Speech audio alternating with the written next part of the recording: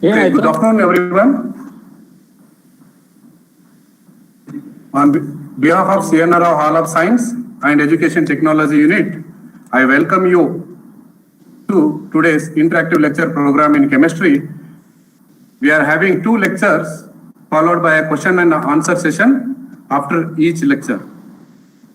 During the session, I request all of you to mute your camera and microphone.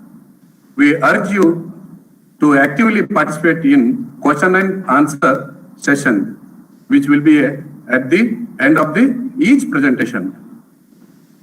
You could ask your questions directly in Google Meet and comment your questions along with your name and school or college in comment box in YouTube Live. You know, because we are streaming this interactive lecture program in YouTube as well. In YouTube, you can ask the questions by commenting in the comment box. Okay.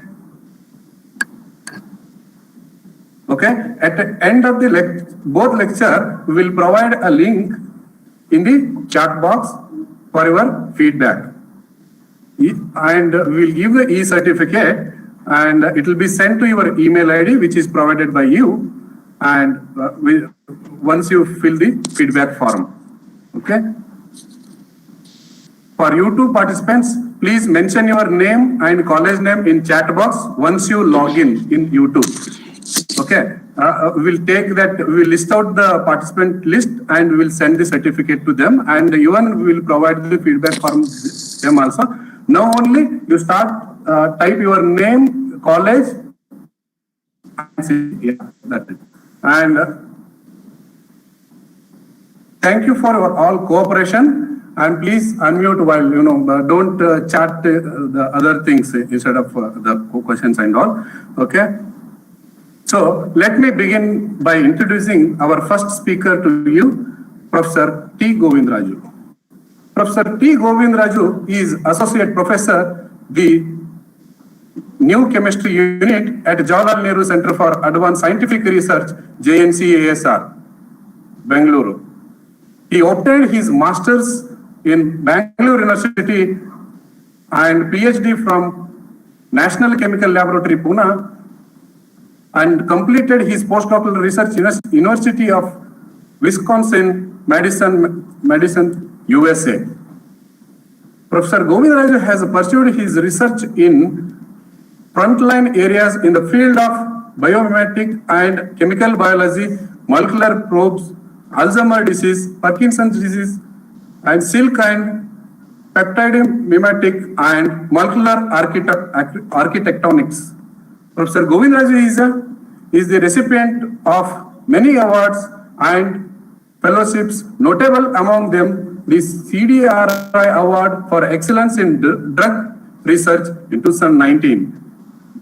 Young Scientist, he got a Young Scientist Award in 2017 from Indian Peptide Society and MSRI Medal in 2017, AVRI Young Scientist Award in 2015. He got a CV Raman Young Scientist Award in 2014, CSI Bronze Medal, and Innovative Young Biotechnologist Award, and many awards he got. Okay, for this we will start the session. Okay, this is very, very important talk, and please, Professor T. Govindraju is an eminent scientist in our Jawaharlal Nehru Center, and you can interact with him. If you have any questions, you can send an email which is provided in that below link, and I have posted those link in the your WhatsApp group. Okay, and over to Professor T. Govindraju. I request Professor T. Govindraju to give his talk. Thank you, Vinayak. Good afternoon and welcome to all the students and teachers. Hello, can you hear me? Hello? Hello? Professor Govindraju, sir. Can you hear me? I can hear you. I can hear you. Hello? Hello?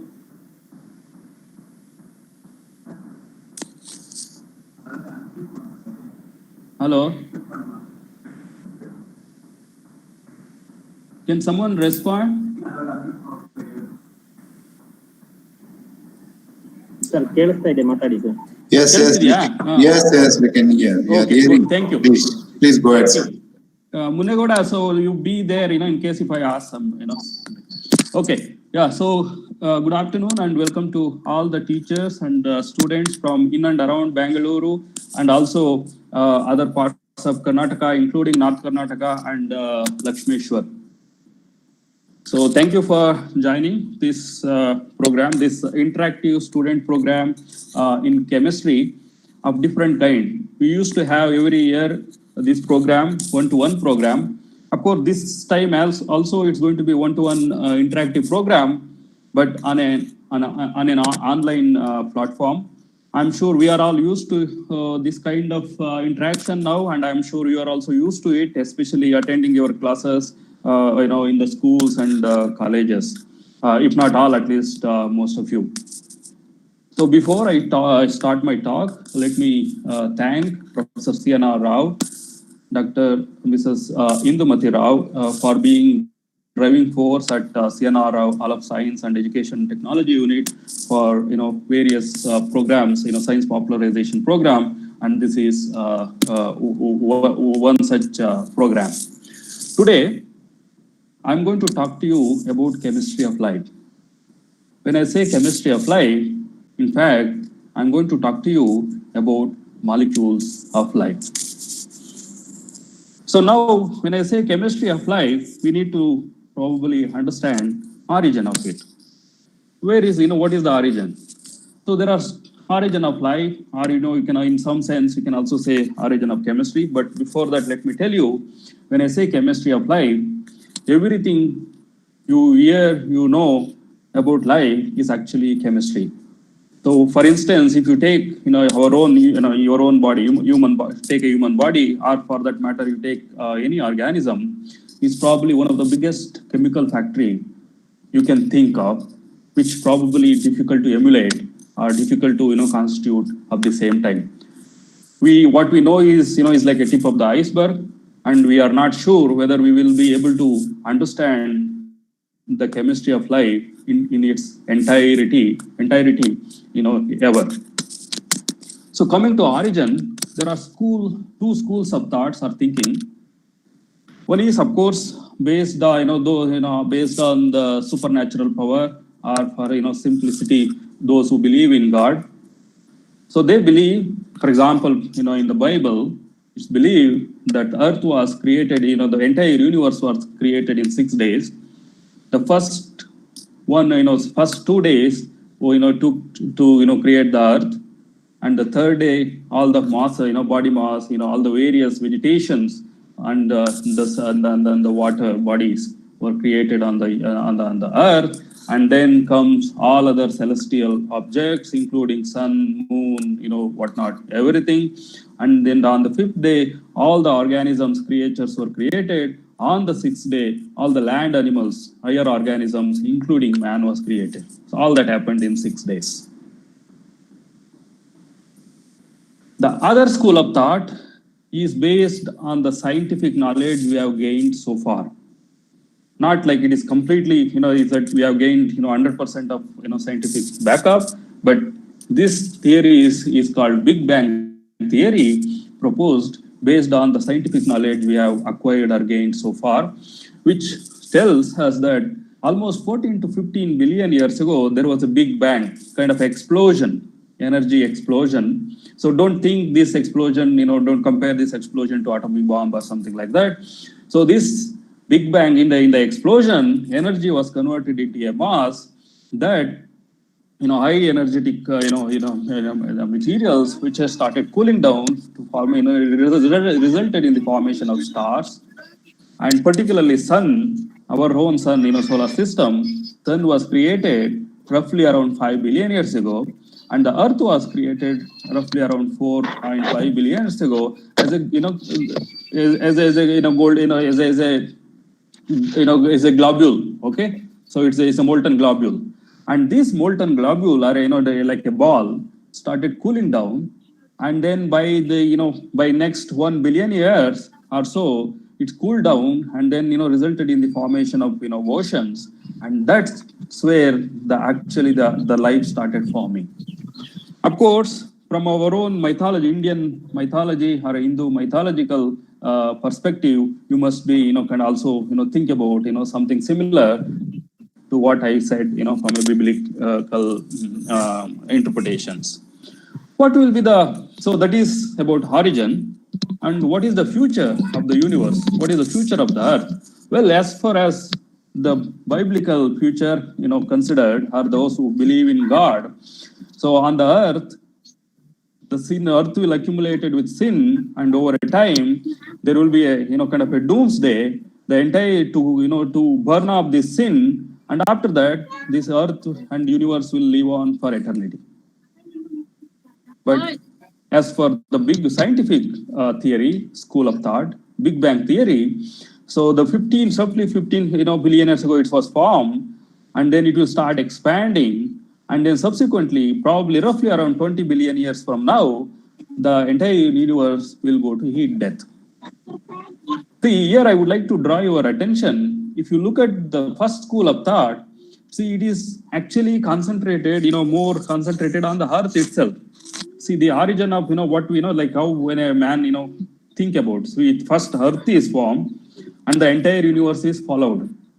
But from the scientific point of view, the universe is formed and earth is actually one constituent of it. I hope you can understand now and what to believe and what to take it forward. Okay, so here is the entire time scale of the Big Bang scientific way of thinking. And then roughly, as I told you, roughly around 4 billion years ago, the life was formed. And if you expand from 4 billions, it looks like 4 billion. So 4.5 billion years ago, the Earth was formed as a molten globule and started cooling down. Oceans were formed, and the small living, creatures were, microorganisms were formed, and the life evolved and to form higher organisms, animals, and including the humans. If you on the time scale, please carefully look at the humans. They are, it's like a new kid in the block. Okay, so we are just born. If you go by the Big Bang theory, we are almost like a new kid. It's like a kid.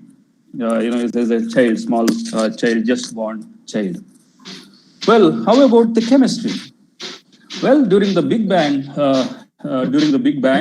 the elementary particles were formed, and these elementary particles were combined to form atoms, as we know now in the periodic table. And these atoms combined to form small molecules, simple molecules like water, methane, ammonia, hydrogen, carbon monoxide, carbon dioxide, and such small molecules. And if you remember, so when this happened, billion years ago, the Earth was still in a molten globule, and because of that, high temperature, again these small molecules combined to form basic biomolecules such as amino acids, nucleobases, and so on and so forth. In fact, for the first time in 1953, so remember 1953 is a very, very important year. I'm mentioning here, I will also come back to that later. So the experiment was done and proved indeed these small molecules like water, methane, ammonia, they can combine to form basic biomolecules, which is famously called Miller experiments or Miller's electric stock experiment conducted by Stanley Miller. If you want, you can read more about it. This is the first experiment to conduct to mimic the primordial soup or the whatever the temperature and the kind of conditions which were there around 3.5 billion years ago. And these building blocks,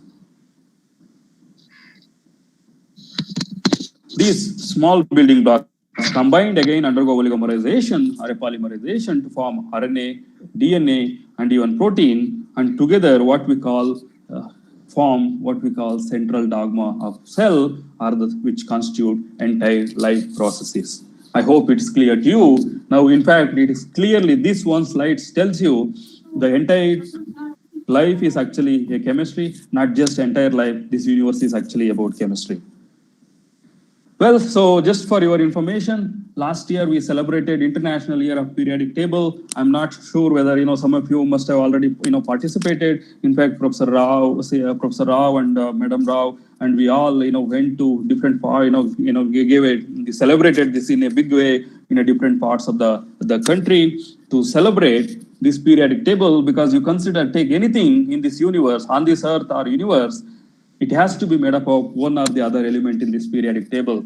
That's why the periodic table is very, very important. In fact, if you talk about language of the universe, so you can say that periodic table is the language of the universe. Especially, I would like to draw your attention to the colored ones. The green color you see, these are the elements we found in life, and their intensity of the color actually corresponds to their abundance in our body or in other living systems.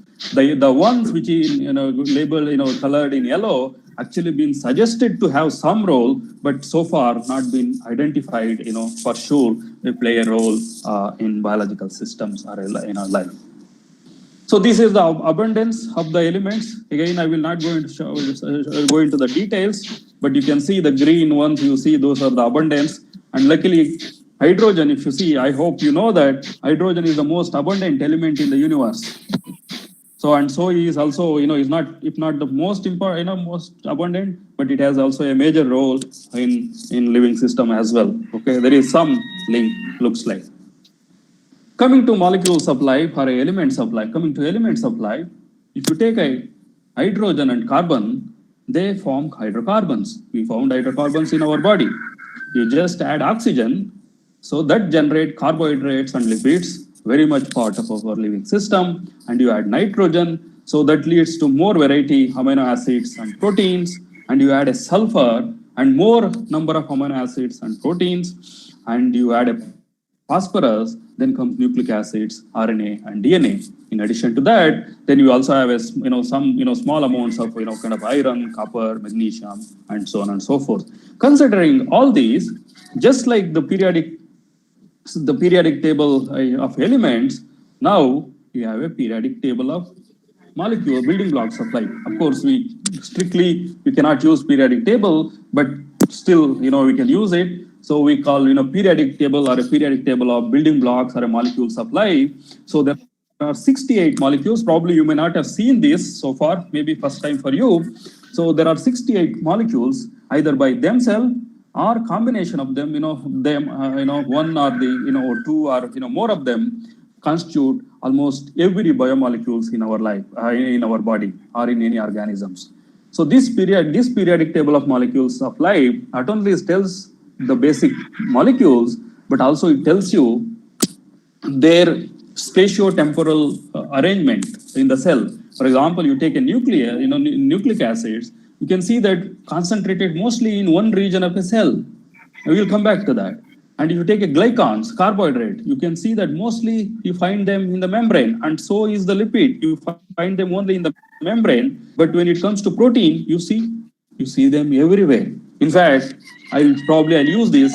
DNA, can be used as kind of a king, and proteins are the real workhorses. They are like a common people like you and me. So we do all the functions. So that's what proteins. You can see that's why proteins are distributed almost everywhere.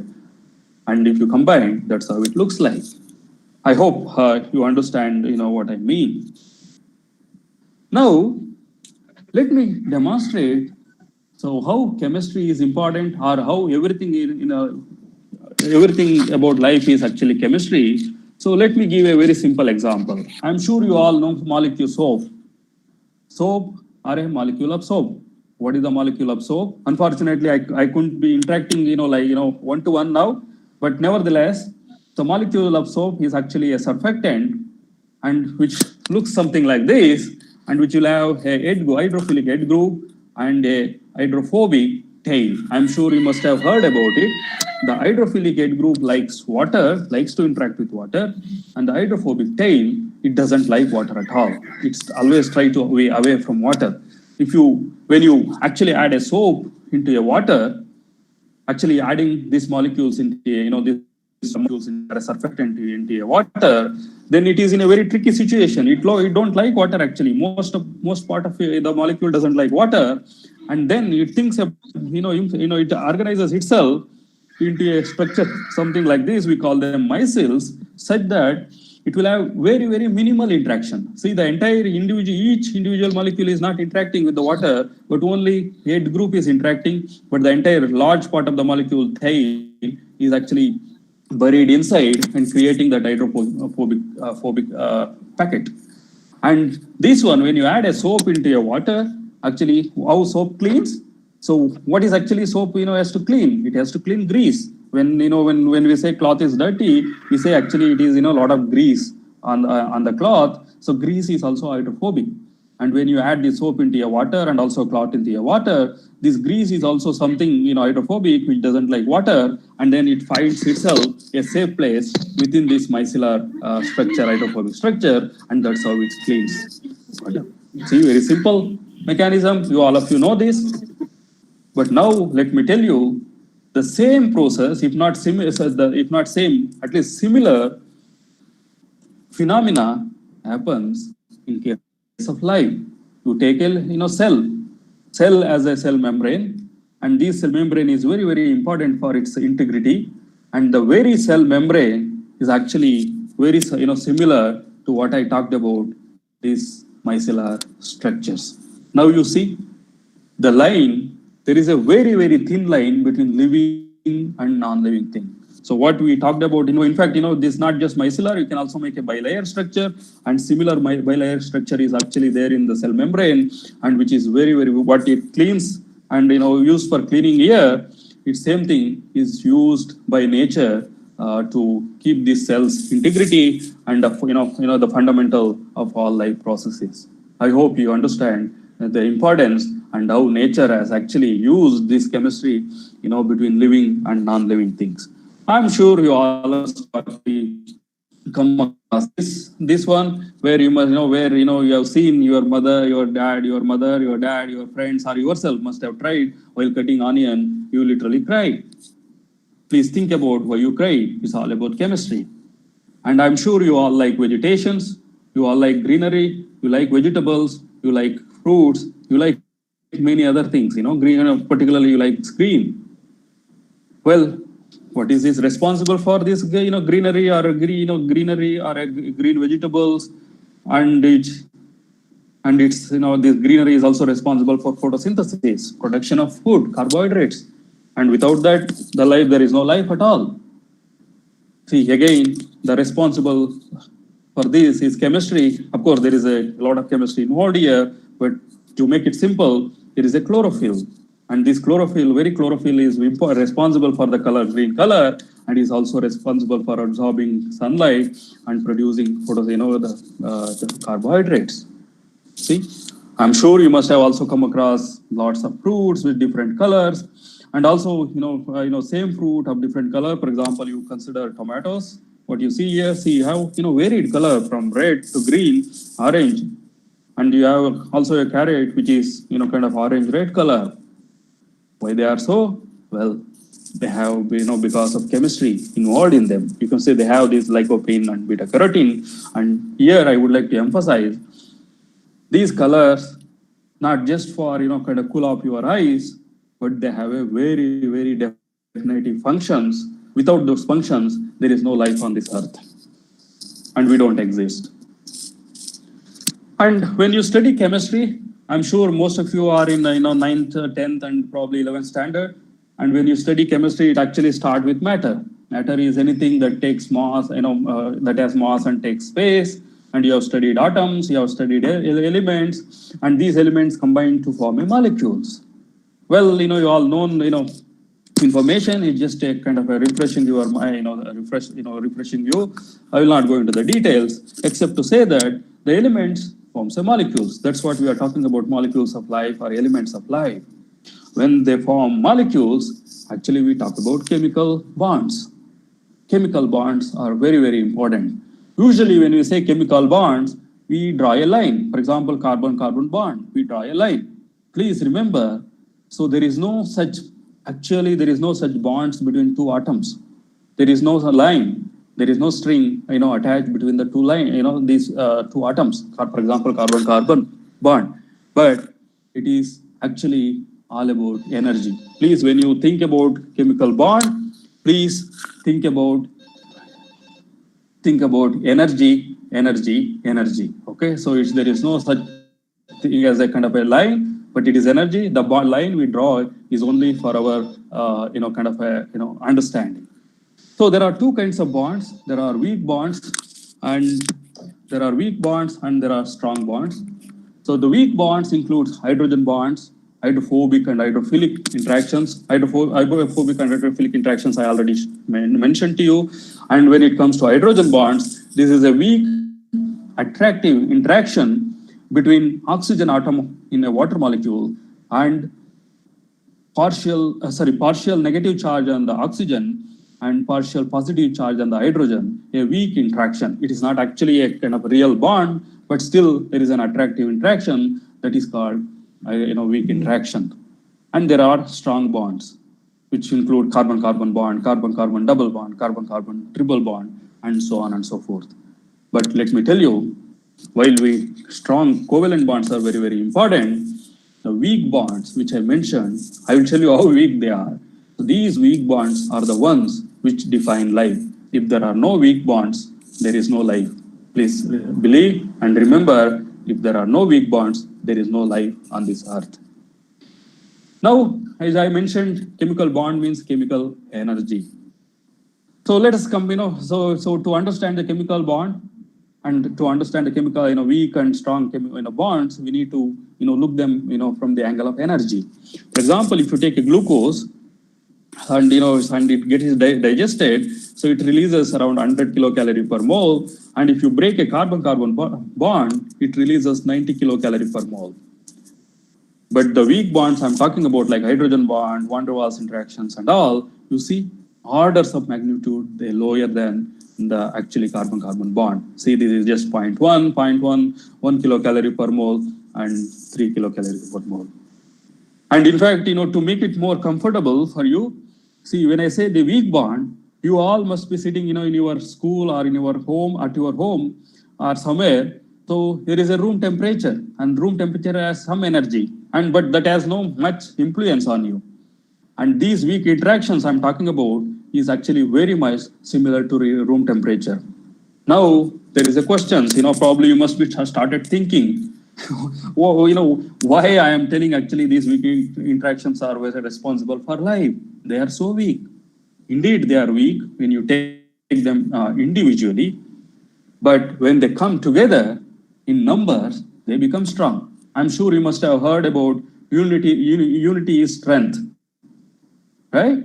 For example, you also must have heard about a story. You give I give you a stick, you can easily break it. But if I give a bundle of stick, it's difficult to break.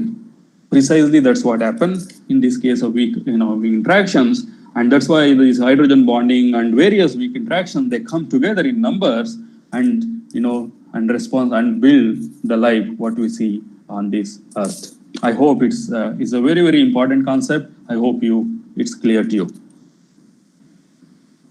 So now, what about this one? Have you seen the lizard climbing on the walls, effortlessly in your school or even in your home or somewhere else on a stone? Have you seen? I'm sure you all must have seen. Do you think, how they can do that? I'm sure, we cannot do that, right? Do you think there is a bond between, the surface and their legs? There must be. But honestly, there is no such bonds. See, again, their legs have such kind of, microstructure, and these microstructures have, kind of a nano hairs, and these nano hairs have a spatula. When they actually put their leg onto the surface, these spatula, come in contact with the surface, there is a creation of vacuum, and that holds them actually, firmly on the surface, vertical surfaces. That's how they climb up. In fact, this is the best example of nanotechnology in nature. See, nature has, is evolved with, its own nanotechnology. Okay. So, well, although I said there is no bond here, but you should appreciate there is a chemistry to make such architectures, and that architecture indeed helps these creatures to climb on the wall effortlessly. Okay, so now I will come to actual molecules of life. The first and foremost important molecules of life is water. Let me tell you again, just like I said, the weak interactions, without weak bonds, there is no life, and if no water, there is no life. I'm sure you all know that. So for sure we know there is a life on Earth because there is a water on Earth, but there are indications, but still we are sure that there is not much of water on Moon or on a Mars. Therefore, there is no life on those planets. And so you all know that our body contains more than 60% of our body mass is actually water, and so is our Earth. Earth's surface is mostly covered with 70% of water. So the creatures on the Earth would not survive without it. And why water? So now the question you ask would be, why water is so important? Because you take life, you just take a cell, living cell, both inside the living cell as well as outside the cell, there is a water. Meaning it's not just there. It's not that water is there inside and outside, but it has a definite function. If there is no water inside, if there is no water outside, there is no life. So I hope you understood why water is important. In fact, we call elixir of life. We call water elixir of life. You can even in Kannada, now go Sanjeevani anta helbodu. We call elixir of life. Water is the elixir of life for various reasons. It has very, very special properties. Water has a very, very unique and special properties. No other, molecule or a substance has it. For example, it exhibits, it has a cohesion and addition property. It has a good, so it's an excellent solvent, probably the best solvent. It dissolves both hydrophilic and hydrophobic, substances. I'll come to that. And there's a low density as a solid, high specific heat, high heat of vaporization. No other substance has these properties. Now, just by looking at this, we must be wondering why in the hell these properties, make the water so important, or a elixir of life. Well, we'll take one by one. Cohesion. I hope you all know cohesion is attraction between the molecules of the same substance. For example, water molecule attract water molecules. So in fact, water molecules, we call them sticky. One water molecule attracts another water molecules. Addition. So one type of molecules attracted to different, other molecules of different substance. For example, you can see on the sides, see here water is attracted to each other, and here you put a straw into a water. So the water is actually rising. There is a rise of water because here water is not only interacting with its own molecule, but it's also interacting with the molecules on the surface, the straw surface. So that is called addition. And together, cohesion and addition together forms what is known as capillary action. It's very, very important. I'm sure all of you know what is capillary action. For example, if you in the lab, if you are doing experiments in the lab, your teacher always asks you to look at the meniscus, okay, lower meniscus. Why this meniscus is formed is because of the capillary action. So because of the cohesion and addition, where the on the sides, water molecules are attracted to the molecules on the glass. That is addition. And same thing, for example, you take a beaker, water in a beaker, and take a tissue paper, and you just touch the tip of the tissue paper into a water, and you see water started climbing up. How that happens? And it happens mainly because of capillary actions. And believe me, it has much, much bigger implications, really bigger implications. I'll tell you one. I'm sure all of you see a lot of trees. You all like to go to forest, like to see greenery, as I mentioned earlier. And you also must have seen tall, very, very tall trees. How tall a tree can be. A tree can be a 10 meter, 20 meter. There are trees which are 50 meter. There are also trees which are 100 meter tall. And you see, the water goes all the way from the roots to the tip of the tree. So I'm sure do you think there is a Kirloskar form fitted into that root of the tree? No. Even probably that such a Kirloskar pump would not will have struggled to lift water so effortlessly. this whole transpiration of trees, pumping, water from roots to the tip of the, all tip, kind of branches of the tree is governed by capillary actions. Okay, so if you want, you read more, and not just that it is capillary action and just pumping water from root to the, the branches of the tree, but that is also responsible for photosynthesis. As I told you, while sunlight is required for photosynthesis and water is the most important constituent. Without water, in the carbohydrate, water combines with the carbon dioxide to form a carbohydrate. See? So it's also supporting the photosynthesis and the production of carbohydrates. I hope you understood the importance of this water and its properties. How about hydrophobicity? See, for example, you take a draw, kind of an oil and sprinkle into a, in a glass of water into a small droplets. So after a while, all of them will come and then combine to form a bigger droplet. I hope, let me know, try to understand why that happens. Maybe you can tell me, or you can ask me if you don't understand towards the end of my talk. And the same principle, as I already mentioned, is responsible for its solubilization of hydrophobic substances and also forming membrane structure. And look, this one, ice floats. Have you seen? I'm sure all of you know that ice floats on water, liquid water. So this is again one of the unique properties. Most of the substance, you take any substance which is like dense, which is denser in a solid form. Okay. For example, you take iron, you melt it, so it will be that the melt will be lighter, denser, and so in with any other substance.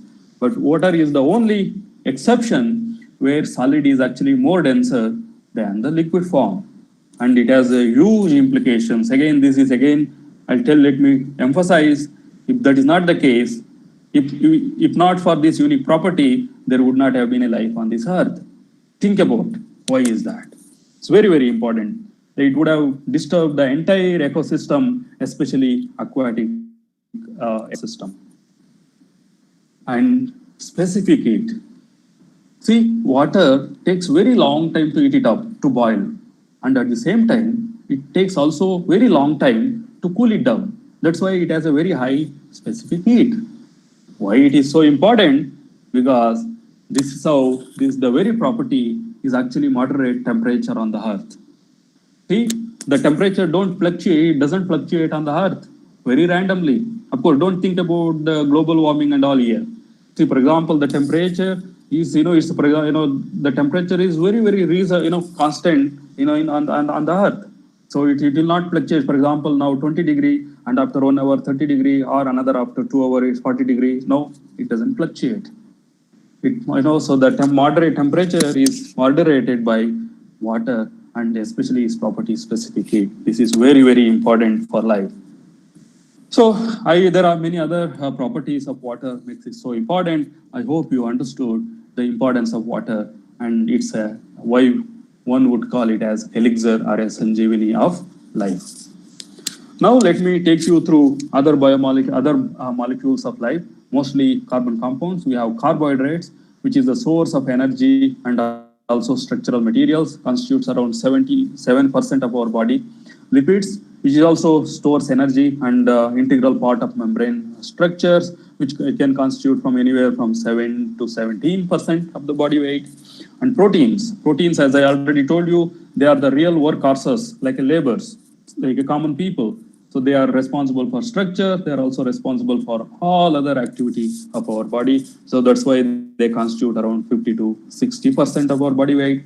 And then the nucleic acids, they are like a king. It stores the information, genetic information, and passes on from one generation to another generation. So that's what I said. If you nucleic acid like a king and proteins are like a laborers or a common people like us. So that is around 5 to 20%. And there are other 10% is constituted by small metabolites. I'll talk about that later on. Now you take a DNA. Again, DNA is the molecule is responsible for which is in fact the chemical basis of life and heredity, which stores and transmits information from one generation to another generation. I'm sure all of you must have seen this double helical structure held together by hydrogen bonding between nucleobases AT, adenine, thymine, and guanine and cytosine. And the DNA structure was discovered by, in 1953. That's why I said earlier, 1953 is a very, very important year. This discovery was not only for chemistry or for biology, but it's for the entire mankind. It was one of the greatest discoveries. And for the discovery, these gentlemen, Watson, Crick, and also other one person called Maurice Wilkins, is not in the picture, got Nobel Prize in 1962. Unfortunately, the one another person who has a great contribution in the discovery is Rosalind Franklin. She was the one to get the X-ray structure, diffraction of a DNA fiber, and using that information, these two gentlemen solved the structure. Unfortunately, they never acknowledged. By the time they got Nobel Prize, she was already died at very, very early age. That's why we call Rosalind Franklin as a dark lady of DNA discovery. And this X-ray diffraction is famously called photo 51. So this can be summarized in this cartoon. I hope you can all quickly realize what this cartoon is. Since we don't have time, let me tell you. So that is a DNA double helix, and you have a Watson and Crick, and you have Rosalind Franklin under famous photo 51. The entire DNA discovery can be summarized using this cartoon. As you can see here, Rosalind Franklin was a serious scientist or a extracrystallographer. For her, science means business. And Crick was a physicist. He was good in calculation and modeling. And the Watson, he was a young chap at that time, around 25 years old. You would mostly find him in the bars drinking beer. However, he is also a smart person. As and when he comes to lab, he would take the data and quick enough to analyze and make implications. That's how he was good. And in fact, and at some point, he bluffed that he got the idea of DNA duplex when he was actually having a beer in a bar. Well, everybody knows that was not true. They didn't acknowledge that time, but now everybody knows that they actually stole the data from some of the data from Rosalind Franklin. Of course, irrespective of that, they were also a smart people who could understand the data from Rosalind Franklin. Okay, coming to the structure. So there are nucleobases. We call them purines. These two, adenine and guanine, and pyrimidines, cytosine, thymine, uracil. And these bases are attached to a sugar molecule, a ribose or a deoxyribose. I'll tell you that later in a while, to form a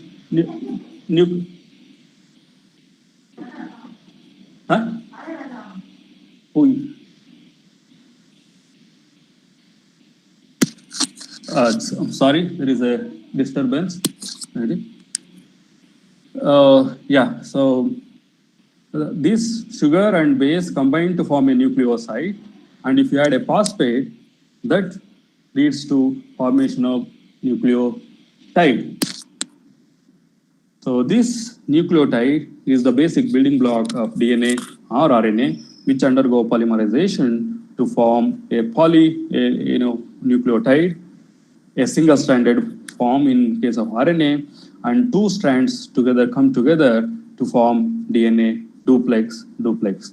Here, let me tell you that the only difference between DNA and RNA is this hydroxyl group. Hope you all can see that. The only difference, that minute difference of OH, makes a lot of difference in terms of its structure and also in terms of its function. So that's about DNA.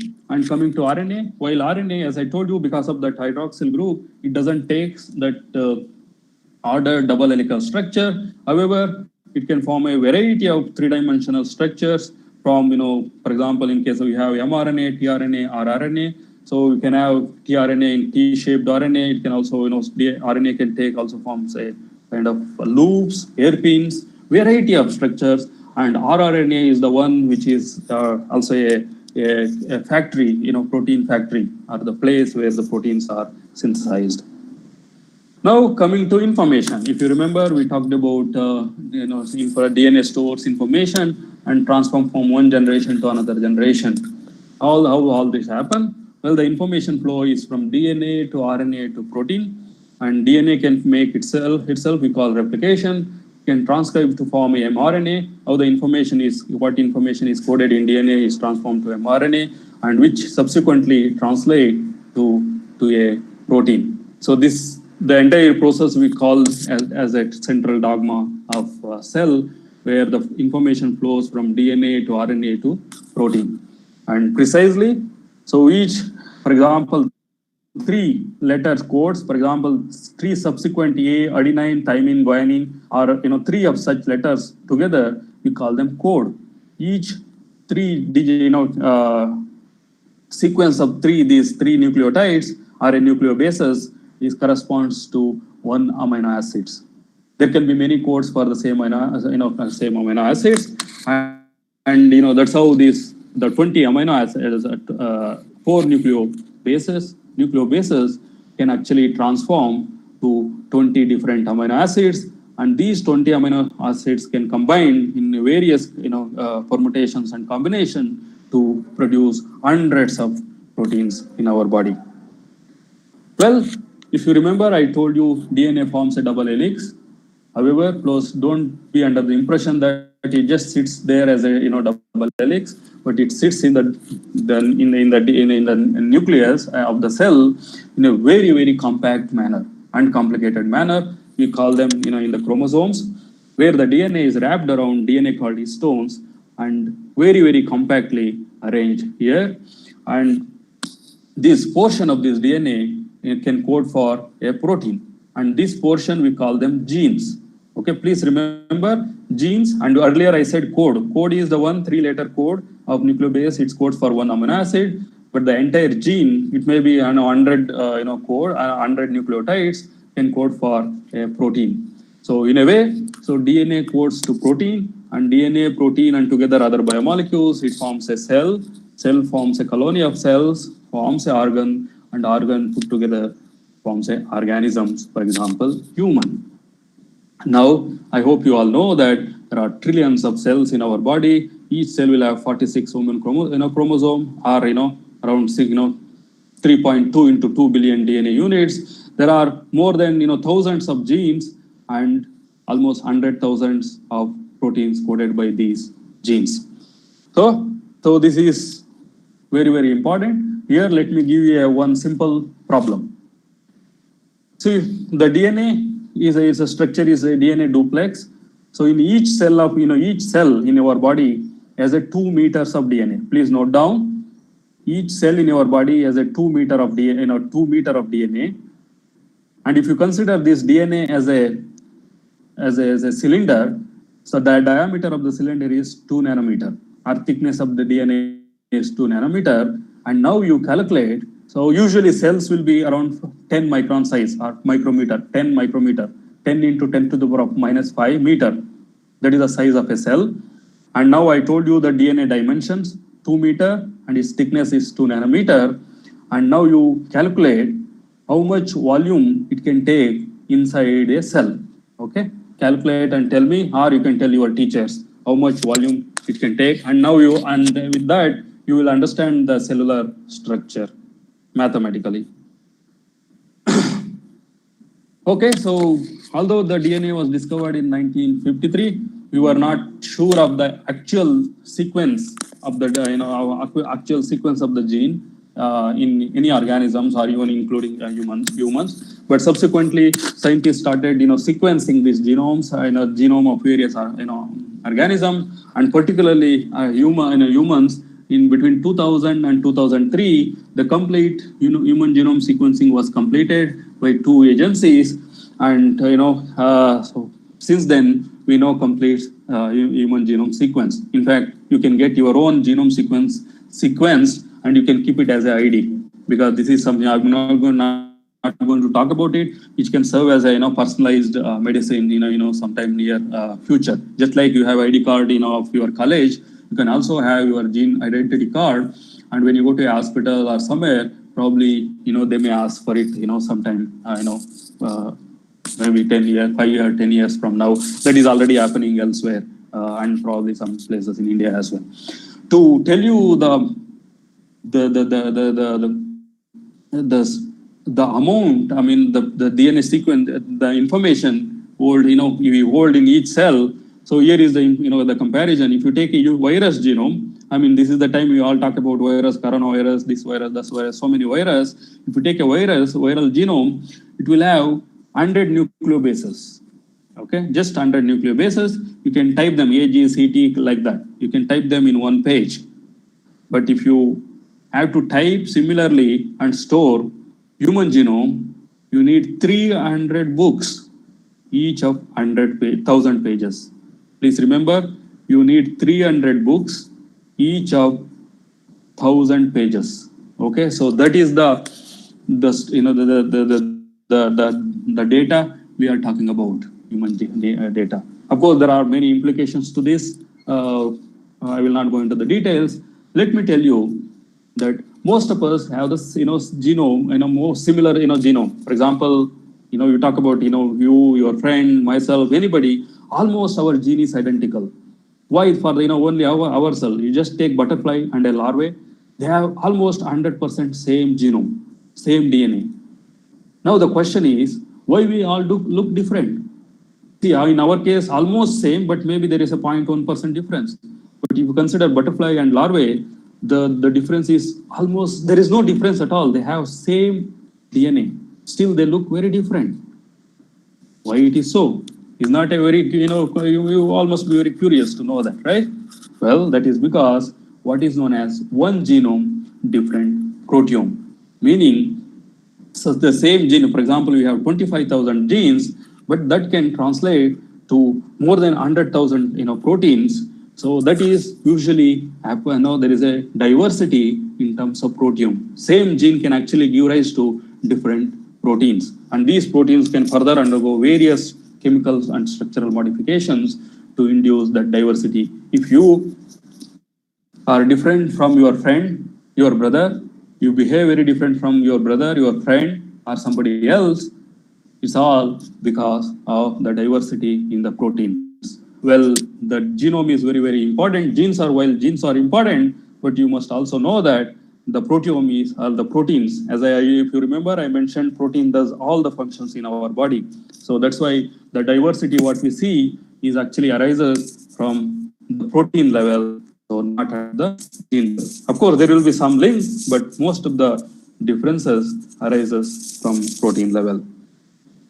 Well, so again, coming to enzymes, so that's about DNA and RNA. Enzymes, I already told you they are structural elements, collagen, teeth, bone, all of it contains proteins, and they also do various biological functions, for example, including, the various chemical reactions they do by, reducing their activation energy. For example, just to give an example, you eat carbohydrates, which is, cut down, into a, for example, disaccharide sucrose, and there is an enzyme called sucrase, which, where the sucrose can actually, or a sugar can bind to it. Of course, lock and key model, but this can be called, induced fit model. That is the recent version and probably the best version. And here the enzyme catalyzes the hydrolysis or cleavage of this disaccharide into a monosaccharide, fructose and glucose. And there are many, many enzymes downstream. They will break down this glucose and fructose into a carbohydrate and water and releasing energy. And as I told you, so that's about proteins and macromolecules.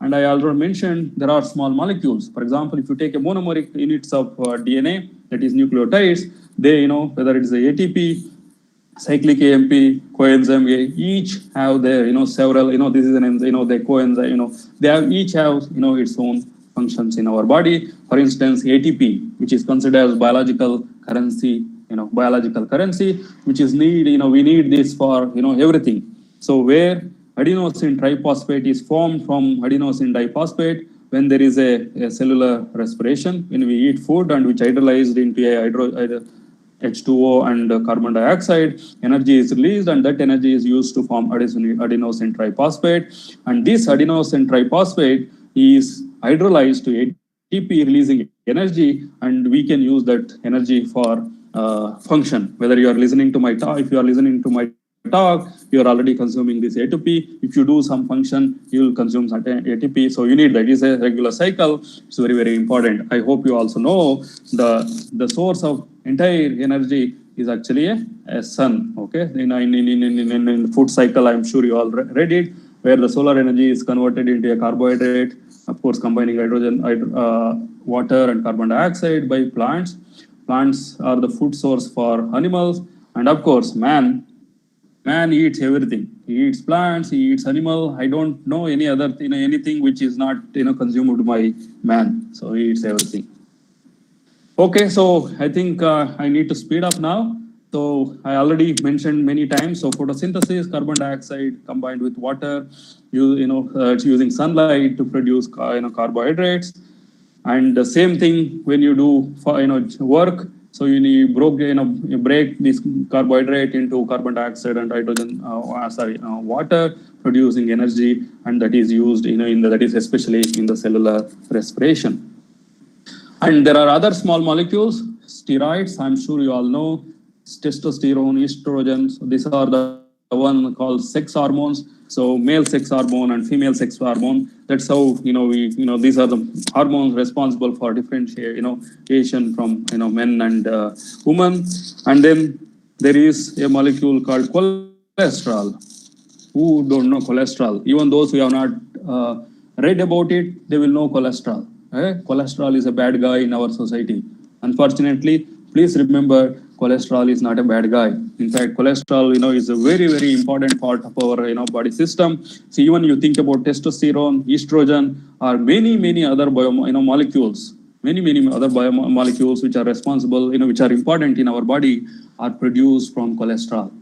Okay. Somehow some industry, people, they have made it, cholesterol as a bad guy, but it is not bad guy. However, anything excess is bad. You take sugar in excess is bad. You take anything, food in excess is bad, and so is cholesterol. So cholesterol is not a bad guy. When it become excess, like any other item, so it's also become bad. And there are vitamins. I'm sure you will all be reading it, read about it. At least you heard about it. So they have several functions. So again, they are all molecules, very, very important.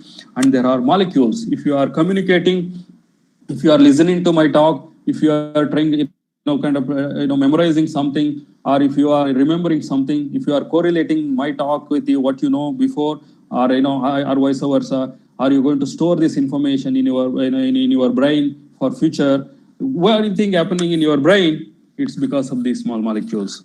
So without these molecules, there is no way what we are today, like humans. They have all systems. There are so many such molecules. Unfortunately, I don't have time, but I'm sure this much information is enough for you.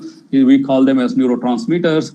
They are the ones which actually are responsible for brain function. In fact, there is a separate area, under neuroscience, Narashastra, otherly neurochemistry. So Nara Rasayana Shastra or Nara Vignana. So we can, so exclusively study these molecules. Why all about that? What you see, if you are looking into the slides, if you're looking into a different color, if you like some image, if you don't like some image, that is all about because of your perception, color perception, okay? Or, visual, object perception. That is all because of you are seeing things, objects, by your eyes. That again, it's a chemistry. Believe me, if you are seeing something, you are seeing my slides, anything, perception, you're making your own perception, it's all because of chemistry, because there is something called rods and cones in our eyes, which has an enzyme called, opsin or a rhodopsin. Again, this is a chemical, is a part of a biomolecule or a chemical, and in which a simple molecule called retinol, this molecule you see down, retinol is embedded in that. Just in when the light irradiates and falls on this protein embedded with this molecule, it can go from, it can be a linear molecule, it can go from linear shape to a bent shape and vice versa. This is actually the very simple signal. This is the very signal responsible for your vision. Okay, so again, vision is a chemical process. I don't think I can give any, any other example to tell you, so to impact or importance of chemistry in life. In fact, that's why people ask you to, we tell you to eat lots of carrots, mainly because carrots and many other, colored vegetables, mainly because they have this molecule beta carotene. And if you look at this retinol, this is exactly half structure of beta carotene. In fact, the beta carotene, this molecule is the source for production of retinol. That's why everybody tells you to eat lots of carrot. Okay, so I hope I could convey you that chemistry is very, very important, and life is all about chemistry. Chemistry, of course, not just chemistry. Chemistry is important both in living and non-living things, which I exemplified, and especially so in terms of chemistry. Chemistry plays a very, very important. If you don't understand chemistry, we don't understand life any better.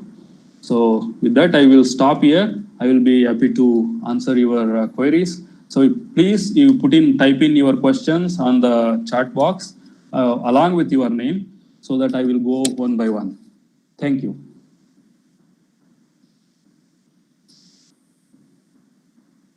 Hello?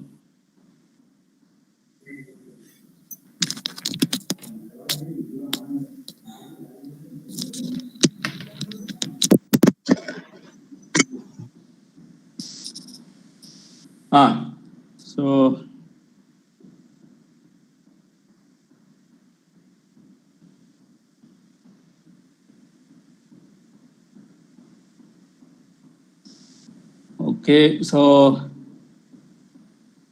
okay, here is a, can you hear me?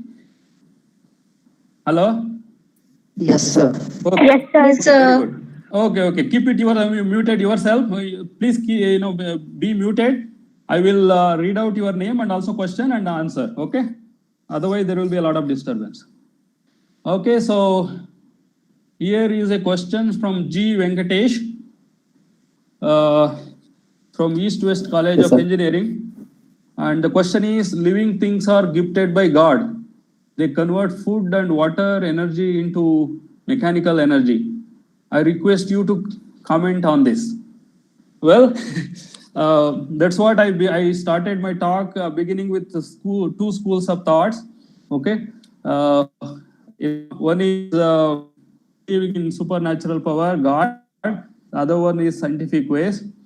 Of course, by no means I don't want to bring controversy here, but but in this particular interaction, I can only talk about the chemistry and the science. Okay, so of course, those who believe in science can always also believe in God, but at least we have something proof to talk about it. And as I already showed you the evolution and the, how the molecules are formed, so it is very, very clear through the molecules are atoms to molecules to basic biomolecules to complex biomolecules. They're all formed through the evolution. That's all I can say. And then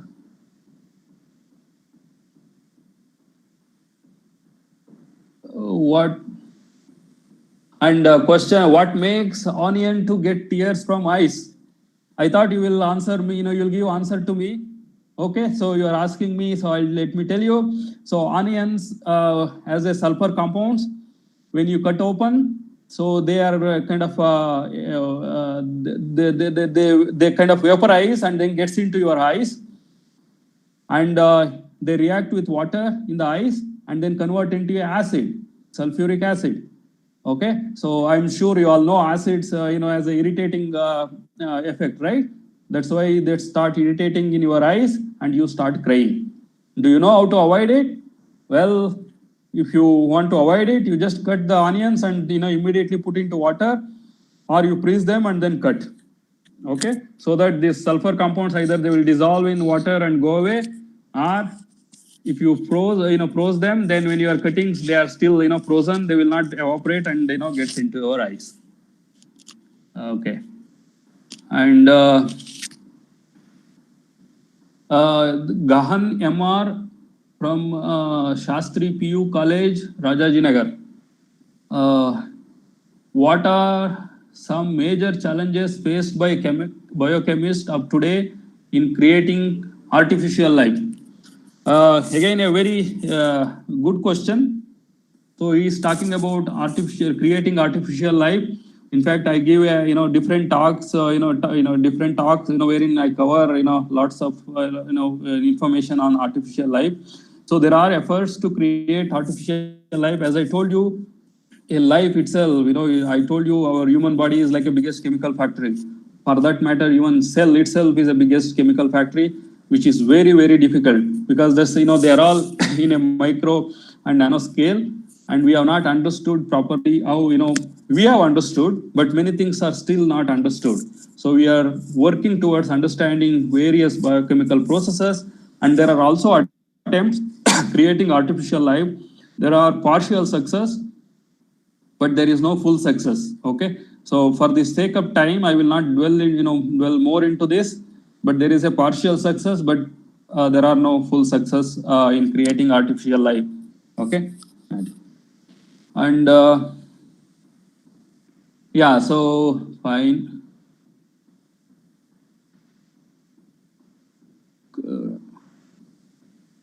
Yeah, Krishna Kumar, I don't know where is he from, but Krishna Kumar K. Do solubility depends only on polarity and structure of the molecules? Yes, more or less, yes. Both are influence their solubility. Okay, so solubility depends on the polarity and the structure of the not only the molecules which has to be solubilized, but also the solvent, for instance, what we are using. Okay, both depends on both. Okay, and yeah, here is a question, sir. What makes brinjal dark when we keeps out? Okay, I think this question is when you cut brinjal open, and then immediately after few minutes, you can see that it's darkening. And same thing happens in case of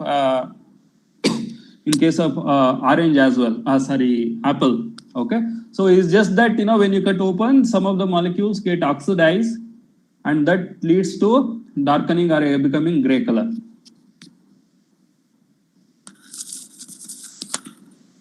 Okay.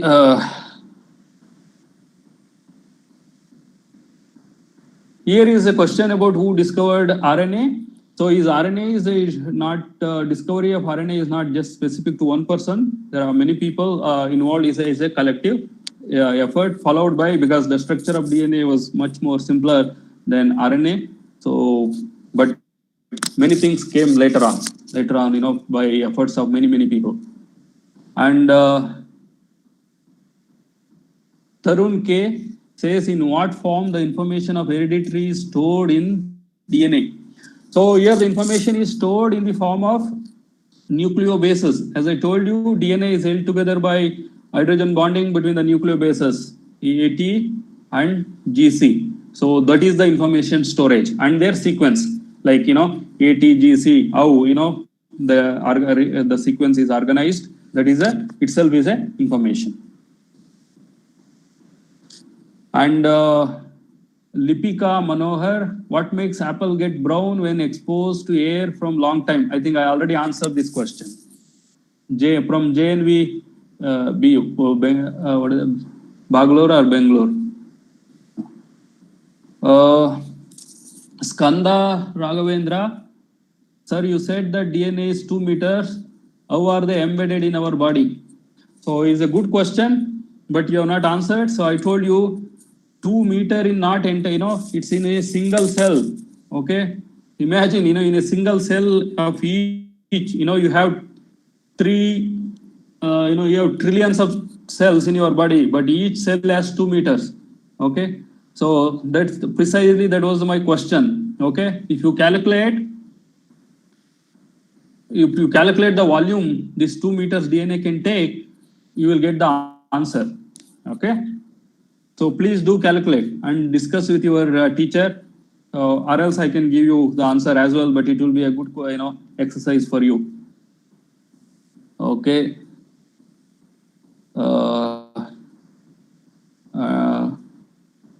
And Pradyumna, sir, nitrogen is the most abundant from MPL Shastri College. Nitrogen is the most abundant gas in our Earth's atmosphere, but hydrogen dominates the universe. Why could not hydrogen enter the Earth? Where is it? Just a minute. Yeah, why could not hydrogen enters the Earth also and dominate Pradyumna? Dominate. Okay, again, it's a good question. Vinayak? Vinayak? Mundegowda?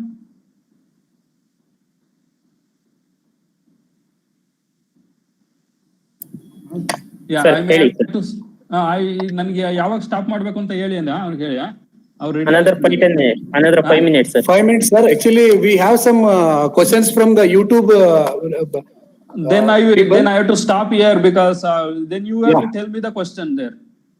Yeah.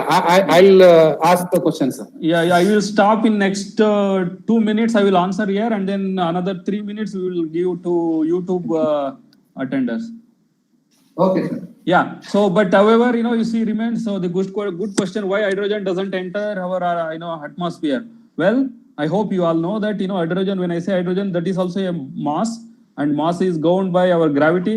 Okay. So Earth and Moon or Earth and Mars are object. They don't collide because they held together by gravitational forces. So that's why no material can exchange just like that. Sir, can you elaborate on Miller's experiment? Okay, so here what the Miller was trying to kind of mimic the atmosphere of Earth 3.5 billion years ago, around 3 billion years ago, where it was a molten globule. So what he did was he took the apparatus what you have seen on in my presentation, and he keep on circulating steam through the gaseous mixture of hydrogen, nitrogen, carbon dioxide, carbon monoxide, and water. And in the process, he subjected that also to electric discharge. When I say electric discharge, means kind of very high heat that is very similar to Earth. And under those conditions, we call them primordial soup.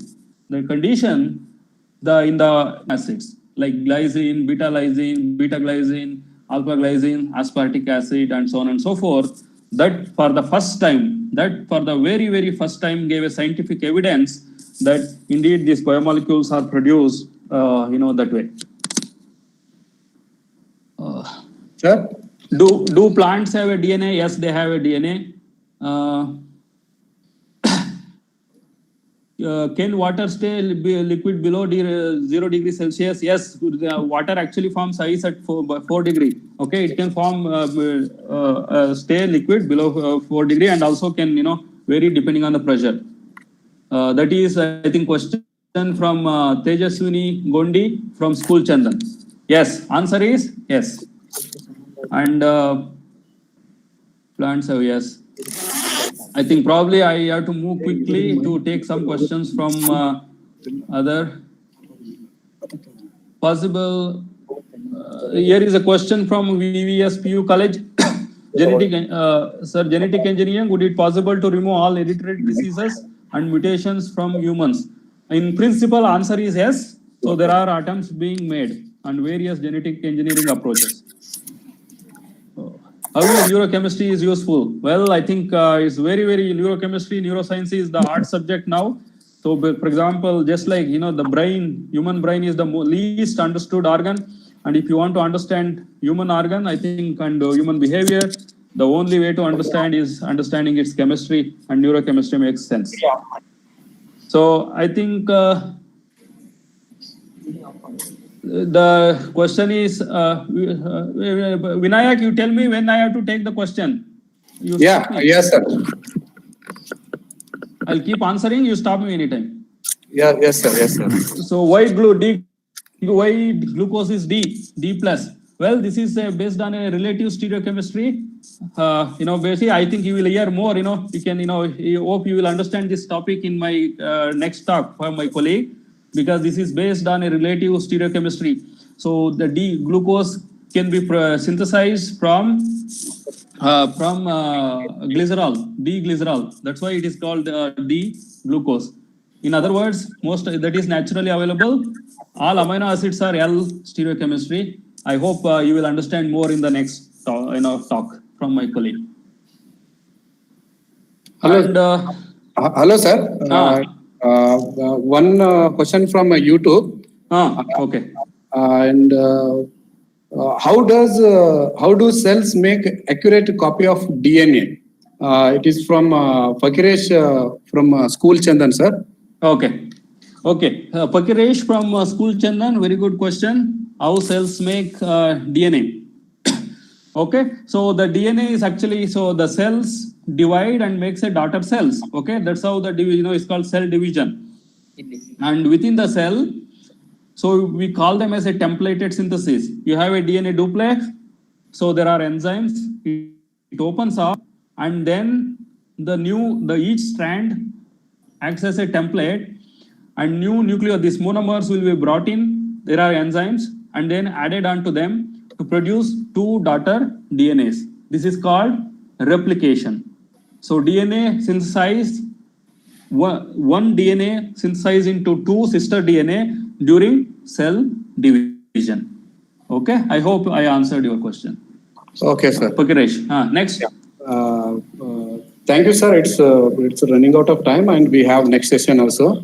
Yeah. I think in YouTube, actually, sir, so many people have asked the questions, because it's like a lot of time. I think some of the questions may be similar. I hope I answered. Yeah. Some, if not, they can contact me, answer. So, okay. So, yeah. So thank you, and please enjoy the, next talk. So that's about chirality. Thank you all.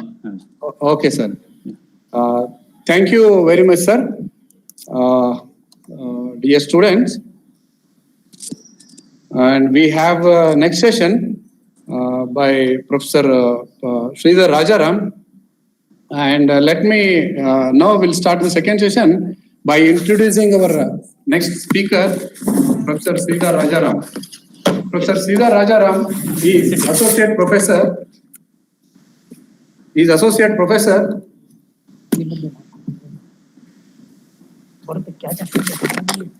He is Associate Professor, the International Center for Material Science. He did his Masters in Chemistry from IIT Madras, MS from Cornell University, United States of America. He did his PhD in Chemistry from University of Ottawa, USA, and his postdoctoral research work from University of California. And his research interests are in developing organic materials suitable for low-cost electronic devices and in the field of organocatalysis, and many. And for this, and I request Professor Sridhar Rajaram sir to give his talk. And it's over to Sridhar Rajaram sir. Thank you. Am I audible? Yes.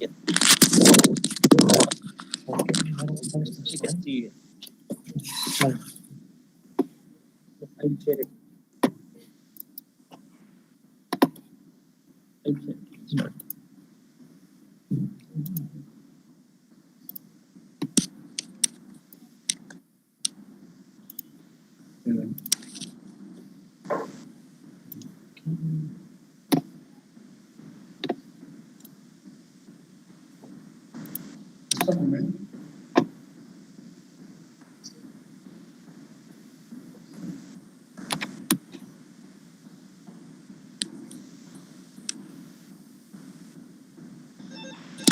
Okay. Good afternoon, everyone. Is everyone able to hopefully hear me? Hello. Hello. Yes? Sir, we are hearing. Please proceed, sir. We are hearing. Okay, great. Okay. So today I'm going to talk to you a little bit about chirality, which is essentially handedness of chemical systems on life. Okay? Mask, no problem. No problem. Okay. So let me begin by talking about handedness. Okay, chirality means handedness. What does handedness mean? Handedness means non-superimposability of mirror images. Okay, so this was a term that was originally put forth by Lord Kelvin, and you can see this in your own hands when you hold both of your hands up here, that your left hand and right hand are non-superimposable. And they actually look like mirror images of each other. And when you put them one on top of the other, you can see that, the fingers don't superimpose on each other. Okay, of course, when you put it like this, the fingers exactly superimpose, but now the backside of your hands are not superimposed. Okay, so our hands are exactly mirror images, but that don't superimpose on each other. Now, in nature, there are a number of handed systems. Okay, so if we care to look for it, we can find this kind of handedness everywhere in nature. One of the most common things you can see is the fresh tendrils of a creeper. Okay, so you can see that it rolls into a nice helix. Are you able to see my slides? Yeah. Yes. Okay, so you can see a nice helix, and this is called a beta helix. Okay, so the helix goes from the bottom right-hand side to the top left-hand side. So this is called a beta helix. Another common example of handedness that you observe is in seashells, okay, the seashells that people use as a comb. And in this, you can see left-handed spirals and right-handed spirals. And of course, quite a few of you will be playing cricket, so you will know that your left-handed glove won't fit on your right hand, and your right-hand glove doesn't fit on your left hand. Now, of course, if you're a right-hand batsman, you have extra padding on the right-hand thumb. If you're a left-handed batsman, you get extra padding on the left-hand thumb. Okay, so if we care to look for this kind of helical chirality, okay, or chirality in general, we can actually see this in many places in nature. Okay, so this is a fairly common feature. Now, where does this handedness arise from? Okay, so here's one more example, okay, that a lot of you may be familiar with. Okay, so this is handedness that is exhibited in the way spinners give rotation to the ball. So Kuldeep Yadav and Yuzvendra Chahal are both wrist spin bowlers. What does a wrist spin bowler do? A wrist spin bowler provides turn to the ball by twisting the hand in a particular manner, twisting the wrist in a particular manner. Now, if you try to twist your right wrist, you will see that the right thumb traces a counterclockwise direction. Okay, so this is how Yuzvendra Chahal bowls. Okay, on the other hand, Kuldeep Yadav bowls with his left hand, which means if you twist your wrist, your thumb traces a clockwise direction. Okay, so these are essentially same bowling actions, but the only thing is, with your right hand, you have to trace a counterclockwise direction because of the way our wrist is designed. With your left hand, your wrist traces a clockwise direction. Now, this imparts spin in opposite directions to the ball. And what happens is, when Kuldeep Yadav is bowling to a right-hand batsman, it looks like off spin, whereas when Yuzvendra Chahal bowls, it looks like leg spin. So, this is a great example of how macroscopic dissymmetry is can easily visualized in our daily life. So, okay. So one of the things that Louis Pasteur was able to figure out was that this kind of macroscopic dissymmetry must arise from some kind of molecular dissymmetry. Okay.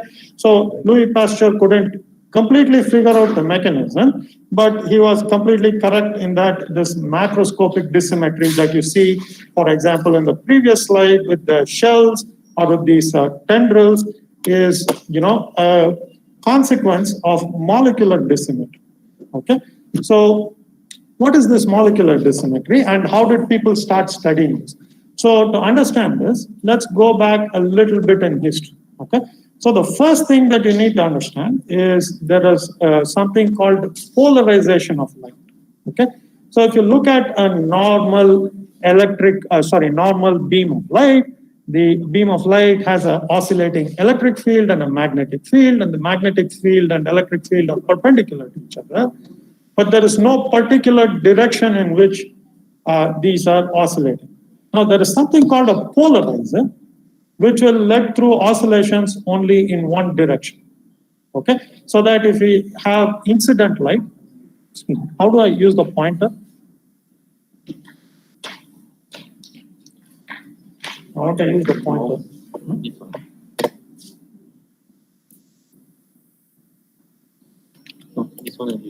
Okay, okay. So if you see the light that is hitting this polarizer one, it is vibrating in all directions. Once it exits the polarizer, it can vibrate in only one direction. Now, if I put a second polarizer, which is perpendicular to the first polarizer, no light will come through. You can actually have a little bit of fun experiment doing this with polarized cooling glasses or sunglasses. When you have polarized sunglasses, if you put two of them perpendicular to each other, you will see that no light comes through. Okay, so you can go back home and try this. The only requirement is you need to have polarized sunglasses. Okay, the first person to observe this was actually a French physicist named Jean-Baptiste Biot. Okay, so he was the first person he was one of the great physicists of 19th century, and he showed that if you pass light through certain crystals, okay, the particular crystal he used was something called calcite. He showed that you can polarize light. Okay, right. So now he also observed something very interesting.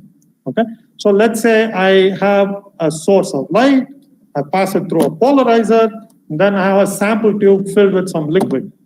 Okay, now if I put a second polarizer, okay, ideally, if the sample tube containing the liquid is a normal sample, okay, nothing will happen.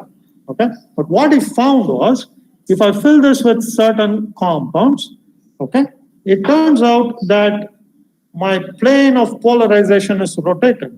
So now, if I put these two polarizers perpendicular to each other, they would block out light completely.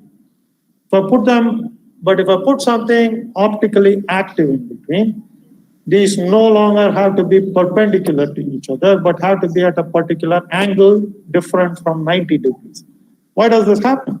It's because the chiral molecule within the sample tube actually manages to rotate the plane of polarized light. Okay, right. So this was optical activity. This was termed optical activity, and it was found that a lot of common substances do rotate the plane of polarization of light, but not all of them do. So, for example, sugars were known to do this. Some other organic compounds like turpentine were shown to do this, but other samples did not. Sodium chloride, for example, did not rotate the plane of polarization. So this was a great mystery for a long time. This was discovered in about 1810 or so. This was a great mystery. Okay? And what was even more mysterious was certain organic compounds which appeared to be identical in every other respect. Okay, rotated the plane of polarized light in one direction, while certain varieties of the same compound did not rotate plane of polarization at all. So tartaric acid is an acid that is formed when wine goes bad. Now, Louis Pasteur was interested in helping winemakers in France, trying to understand why certain wines go bad in certain conditions. One of the things that he found out was when wines do go bad, there is a lot of tartaric acid settling at the bottom of the wine cask. So he got interested in this, and he was able to understand that there are two kinds of tartar. Plane of polarization in a right-hand manner. The other which is optically inactive. So I could take 1 gram of tartaric acid, which is dextrorotatory, dissolve it in certain amount of water, put it between two polarizers, and it will rotate plane of polarization of light. If I take the same quantity of this optically inactive tartaric acid, it doesn't rotate the plane of polarized light. So this was a little mysterious. And what Pasteur was able to show is that if he took this optically inactive para-tartaric acid, and if he made the sodium ammonium salt of this acid, it actually crystallized into two different kinds of crystals. Okay, so these form fairly microscopic crystals. And here is Pasteur's original drawing of the two different kind of crystals. Okay, these two crystals are actually mirror images of each other. So Pasteur painstakingly looked under a microscope and was able to differentiate these two crystals.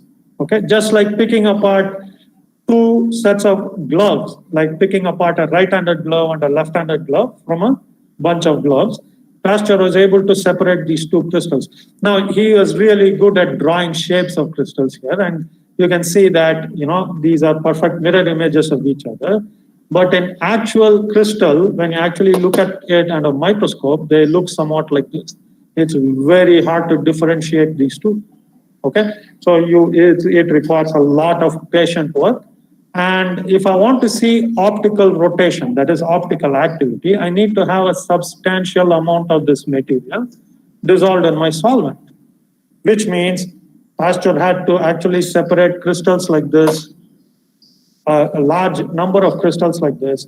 And once he separated these two crystals, he showed that while optically inactive paratartaric acid can, separate into two different crystal forms, and then rotate plane of polarized light in opposite direction. Now, this was a pretty spectacular result. What he had done was take something that was known to be optically inactive and kind of split it into two parts. And they were identical in every respect, every chemical property that was known, except in the way they were able to rotate plane of polarization. Now, Jean-Baptiste Boyot, who was the person who discovered optical activity, was, as any good scientist, was skeptical about Pasteur's result. Okay, he really wanted to see whether Pasteur's results were true. So he called Pasteur to his laboratory. Okay, and Pasteur visited Jean-Baptiste Boyot's laboratory in Paris, and he was able to repeat the experiment exactly in front of Boyot and show that his results are indeed correct. Okay, so this is a very important aspect of science. Okay? So if you are running an experiment like this, it should actually ideally work under whatever conditions. But it turns out that Pasteur got a little bit lucky, because when you try to crystallize this optically inactive paratartaric acid, the sodium salt and the sodium ammonium salt, it turns out it forms these mirror image crystals only at temperatures below 28 degrees Celsius. Pasteur was not aware of this fact, okay? But luckily for him, the day he actually did the experiment, the temperature was well below 28 degrees Celsius, and he was able to show that his results were indeed correct, okay? So this was the first time someone was able to show that you could take something, a substance that did not rotate plane of polarization, and split it into two parts based on the crystal structure, and show that it rotates plane of polarization in opposite directions. Okay, there are a couple of things that are mysterious about it. Pasteur correctly deduced that he did not understand the molecular reason behind optical activity, but he knew that it had to do something with molecular structure. Okay, what he was not able to figure out is what was the exact molecular reason behind this optical activity, and how come crystals that look in the solid state, like mirror images, once you dissolve, the solid state structure is lost, but they're still able to rotate the plane of polarization in opposite directions. Okay, so these were kind of two big questions, okay, that he was working on. And around this time, Pasteur also is obviously pretty well known for not just this experiment, but he was also a microbiologist. He was very well known for the process of pasteurization of milk, and also for developing a lot of different. He was one of the proponents of germ theory, and he showed that you can immunize against certain kind of diseases. Okay, so he had a lot of interest in microbiology. So one of the microorganisms he was experimenting with had a very interesting property. If you take the optically inactive para-tartaric acid, which Pasteur was able to resolve into two components, and if you feed it to this microorganism, the microorganism selectively ferments plus tartaric acid in para-tartaric acid. This leaves behind nice pure minus tartaric acid. Okay, so this was really an amazing experiment at that time because it seemed to connect, what was happening in polarizing crystals by putting a solution in polarizing crystals seems to have some direct impact on biology. Okay, so this was like, okay, how come materials that are identical in every respect, except for the fact that they rotate plane of polarized light in opposite direction, interact selectively with biological systems? Okay, so if you think about this, so this was pretty mysterious at that time. People still hadn't understood proteins, DNA, and how even what chirality is. Okay, so another pioneer in this field, okay, was Van 't Hoff and Lebel. Okay, they were actually organic physical chemists who were trying to understand isomerism. Okay, so one of the big problems that they had was in those days was the idea of dichloromethanes isomers. So if I draw dichloromethane in this kind of square planar form, I can have the chlorines adjacent to each other, which I would call a cis isomer, or they can be opposite to each other, which I would call the trans isomer. Okay. Now try as they might, no one could separate the cis isomer and trans isomer of dichloromethane. Okay, that is, people came to the conclusion that there was only one isomer possible. Okay, so how is this possible? If carbon has 4 valencies, which was well known, and if those valencies are satisfied by 2 chlorines and 2 hydrogens, if it is planar molecule, then it has to have 2 isomers. Now, Van 't Hoff and Lebel had a very clever idea. They proposed that dichloromethane was not planar and that it was tetrahedral. Okay, so I'm showing here a model of dichloromethane where the red balls represent chlorine and the unsubstituted ends are the hydrogen. You can see that, try as you might, you cannot separate these two. Okay, they are identical to each other. Okay, so the great leap forward for Van 't Hoff was he figured out that this tetrahedral structure, the tetrahedral structure that was used to show that dichloromethane has only one isomer, can be used to explain optical activity as well. Okay, so what Van 't Hoff proposed very cleverly is he used these cardboard models of tetrahedra, and showed that certain kinds of tetrahedra are not superimposable on each other and they're non-superimposable mirror images. Okay, so I have 2 models here. Okay, these are models of a molecule which we could call as 4 different substituents on carbon. So you can imagine the central piece to be carbon, and these are the 4 substituents on a tetrahedral carbon. You can see that these are actually mirror images of each other, right? Oops. Okay, so now these are nice mirror images of each other, right? It's like there is an exact mirror between these two.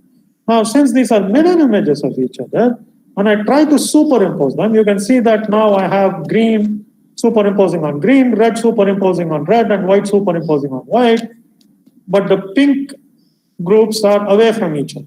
Now, if I rotate this around and superimpose the pink and green, okay, the greens are superimposing and the pinks are superimposing, right? But the white and red don't superimpose on each other.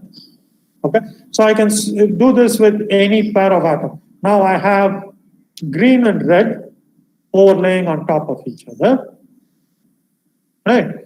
But if I do the green and red overlap, okay, I can see the white and pink don't overlay on each other. Okay, so this was the basis for understanding optical activity. What Van 't Hoff proposed was when you have these kind of molecules that have carbons wherein they form non-superimposable mirror images. They become identical in every property other than in the case of rotation of plane polarized light. Okay?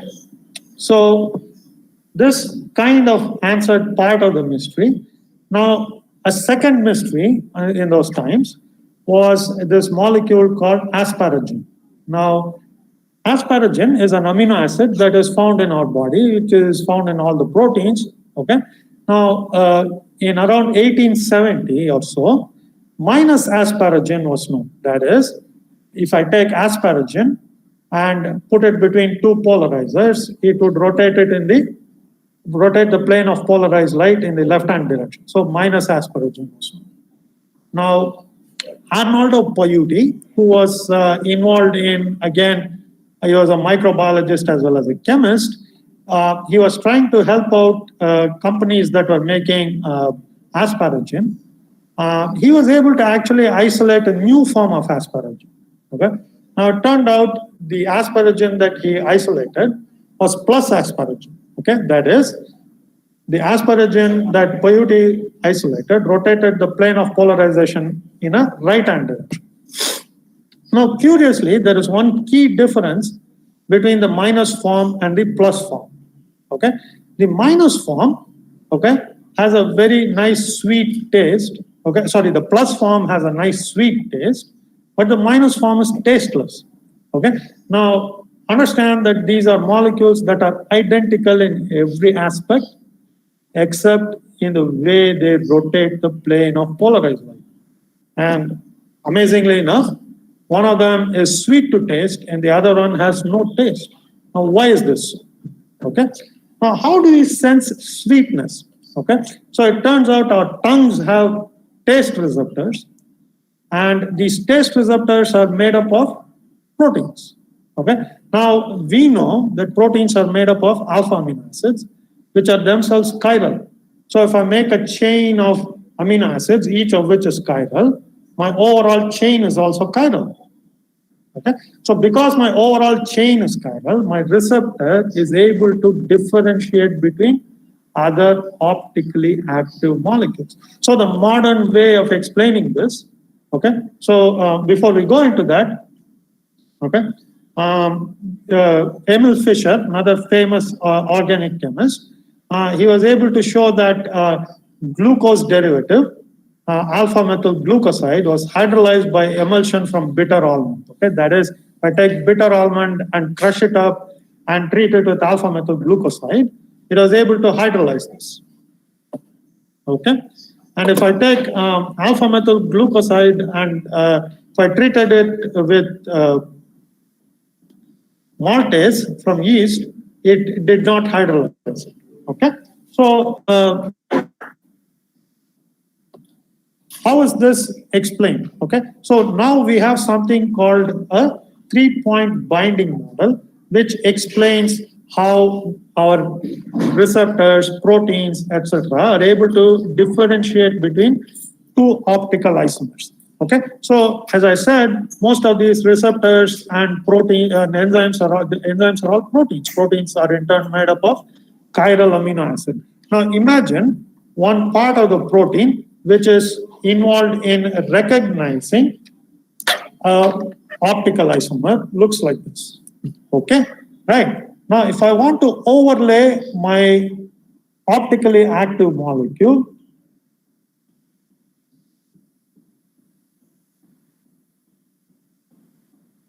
okay, so you can see my, okay, it's a little difficult. Okay, so you can see that I'm able to overlay the green with blue, white with white, and my red with red. Okay.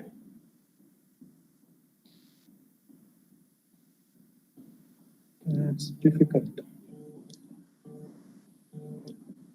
Okay. Now, if I try to do this with the enantiomer of this, you will see that, you know, my green and blue overlay, but my white and red don't overlay. Okay. right? So that is what is shown here. Okay, so if I have a receptor surface like this, and I have groups B prime, C prime, X on the receptor surface, and I have a chiral molecule A, B, C, D, now my D interacts with X, C with C prime, B with B prime. Okay, but if I now put the enantiomer of this, what I observe is B might interact with B prime, and C might interact with C prime, but D and A are switched out, so D can no longer interact with X. Okay, so the same thing happens if I have more than one chiral center. Okay, so here I have D interacting with D prime, E with E prime, C with C prime, and B with B prime. Now, if I switch the chiral center configuration in both of these places, what I find is D will still interact with D prime, C interacts with C prime, but E is no longer interacting with E prime. Okay, which means 4 interactions here, binding is going to be stronger, 2 interactions here, binding is weaker. So this is how molecules are able to differentiate enantiomers.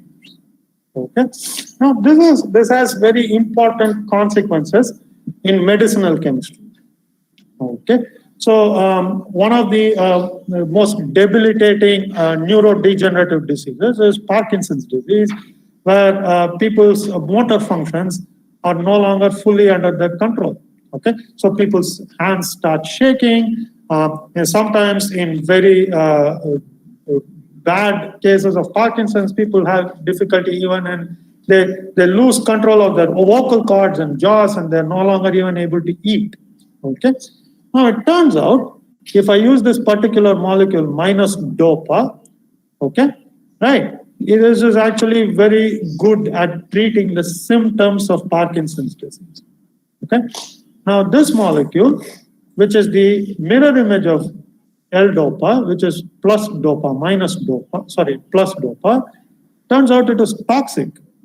Okay, so if I want to treat someone with Parkinson's, I have to give them selectively minus dopa and not give them any plus dopa. Now, of course, the way we understand this is plus dopa or minus dopa is able to interact with certain proteins and is able to contain some of the Parkinson's symptoms. Okay, plus dopa on the other hand won't be able to bind to the same receptors, it binds elsewhere and causes toxicity. You see this in penicillamine as well, which case S-penicillamine is used for treating chronic arthritis, and R-penicillamine is highly toxic. Okay, so mirror image molecules that are identical in every property other than their capacity to rotate plane polarized, right? Turns out one is a very effective drug for arthritis, the other one is highly toxic. Now look at this bottom molecule, okay? This is remdesivir, which is a pretty good therapeutic for COVID infections, okay? So if you look at remdesivir, there are carbon-based chiral centers here, but there is something pretty strange about this molecule. There is also a phosphorus-based chiral center, and we'll come back to this in a little bit of time. I'll tell you why this is a little bit challenging, okay? So now, what is the influence of chirality when it comes to our medicinal chemistry, okay? So so just before we go into that, let's go on a slight sidetrack, okay? So if you want to grow bacteria in the lab, bacterial cultures, you will have to provide it with essential nutrients.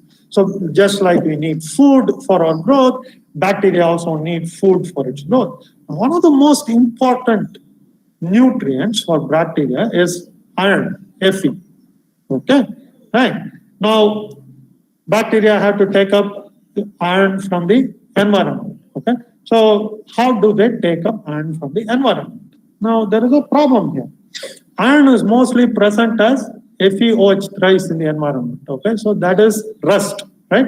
You see rust on top of iron. If you try to dissolve that in water, you'll see that it is insoluble.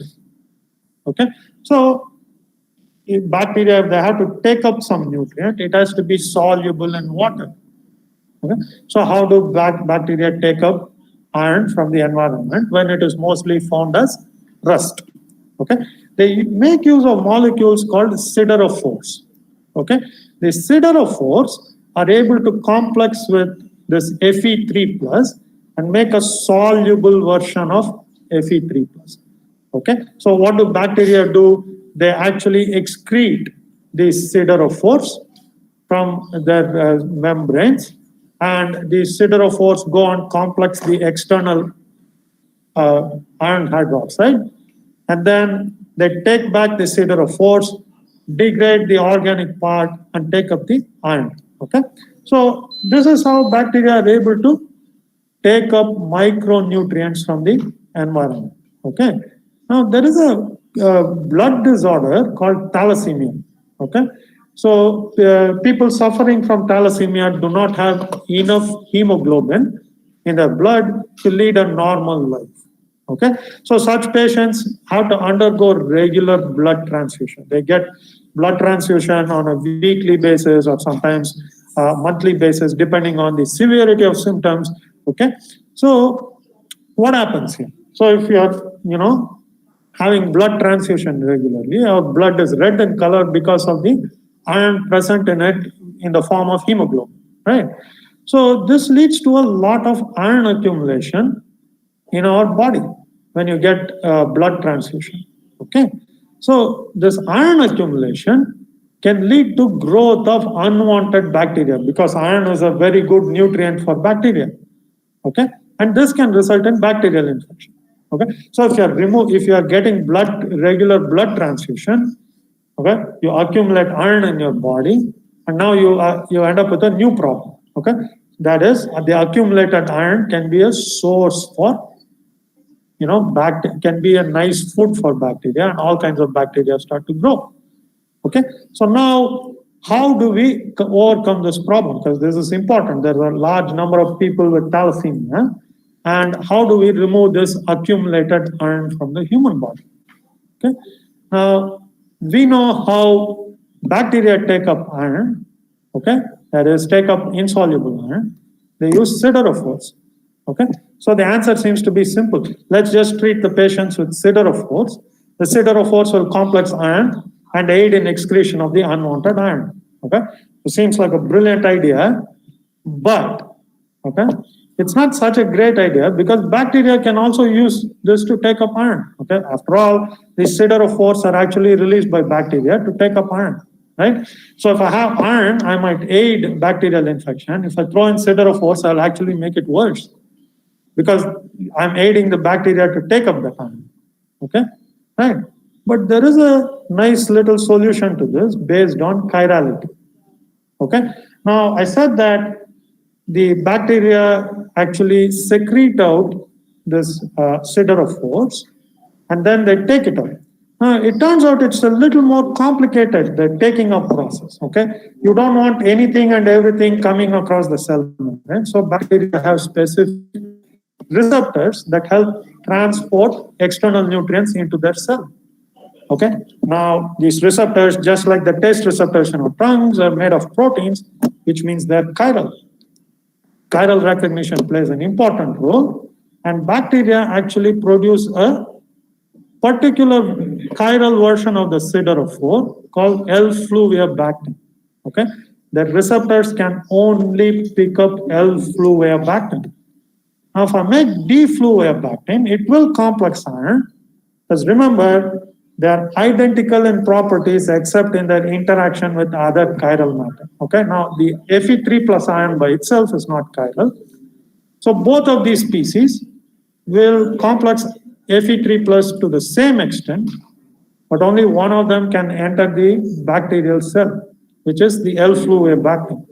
So when I use D-fluviabactin as a drug, I complex the iron, but it cannot be taken up by bacteria.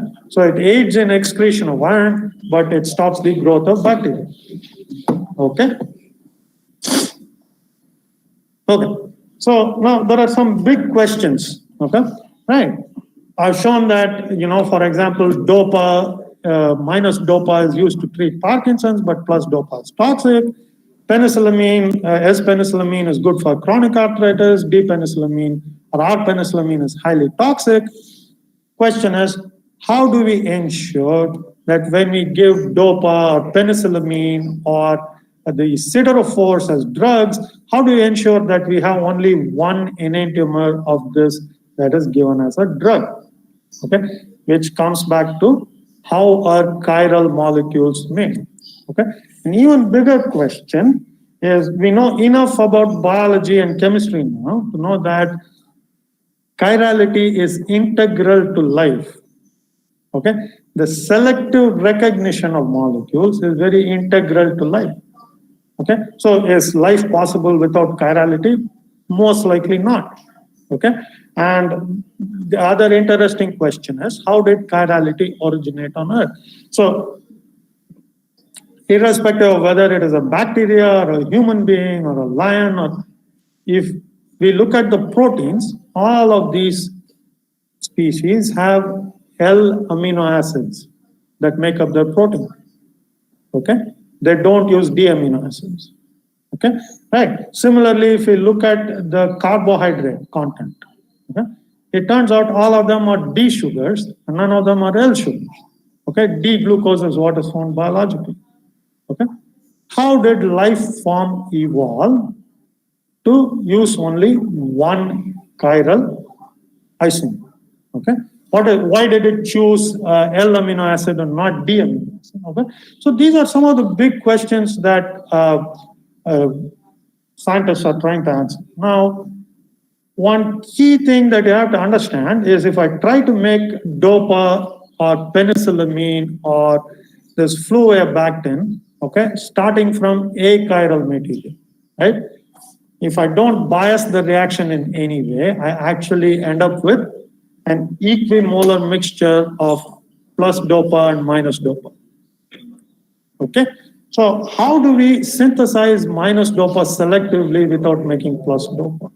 Okay, so this was a question that was similar to the idea of Woller's synthesis of urea. Okay, it was thought that only biological systems could make molecules chiral. Okay, but the person who showed that, this is not entirely true was a person named William Knowles. Okay, so he was working in a company which everyone knows now as an agricultural chemical company. He was working in Monsanto, and at that point, Monsanto was interested in making L-Dopa for treating Parkinson's disease. Okay, so he was able to figure out that you could start with a planar molecule, treat it with a chiral rhodium catalyst, and get L-Dopa selective. Okay, so for which he won the Nobel Prize. Okay, so this is done by a reaction called hydrogenation, and one of the co-winners with William Knowles was Professor Ryoji Niori, who improved on William Knowles' reaction and showed that if I use these chiral phosphine ligands with ruthenium, I can actually reduce double bonds in a very stereoselective manner. So there have been a large number of reactions that are now possible where you can make chiral centers fairly selectively, but this continues to remain as a particularly important challenge.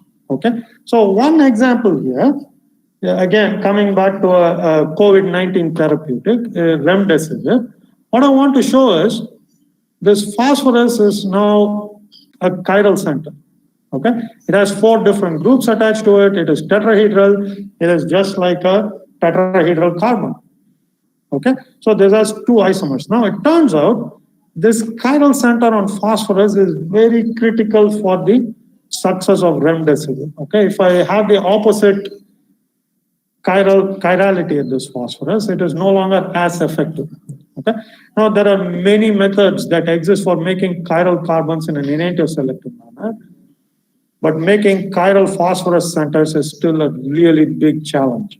Okay, and this is actually one of the big challenges in making remdesivir more accessible. Okay, remdesivir is a pretty expensive drug.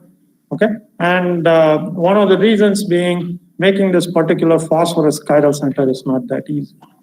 Okay, so you can see that chirality has very direct impact on our day-to-day lives. Okay. So chirality has also been used quite a bit in material science. Ben Feringa, along with a couple of others, won a Nobel Prize for making molecular motors. Okay, these molecular motors that Ben Feringa made are very clever in that they rotate in only one direction. Okay, so you start with a molecular motor like this, you shine light on it, and it starts rotating in this particular ring starts coming out in front and going to the back. Okay, so it can go. You can first shine light, then hit it to 20 degrees, treat it once again with 380 nanometer light, goes to the opposite conformation, and then at 60 degrees comes back to the original conformation. Okay, so this is a unidirectional motor.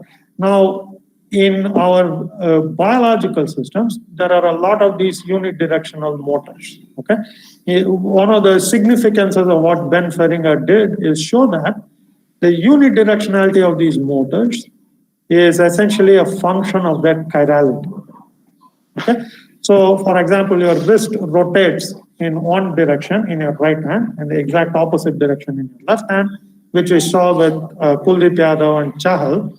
And that is essentially based, we are thinking about directionality in our wrist, which once again comes from directionality in the molecules that make up our wrist. Okay, so you also see this in polymers. Okay, so polypropylene, which is a very common plastic from which this model is made, okay, is made from a petrochemical propylene. You treat it with a catalyst and you get polypropylene.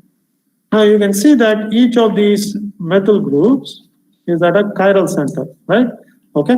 Now it turns out if all of these methyl groups point in the same direction, you get something called isotactic polypropylene, which is a nice hard plastic like this. Okay.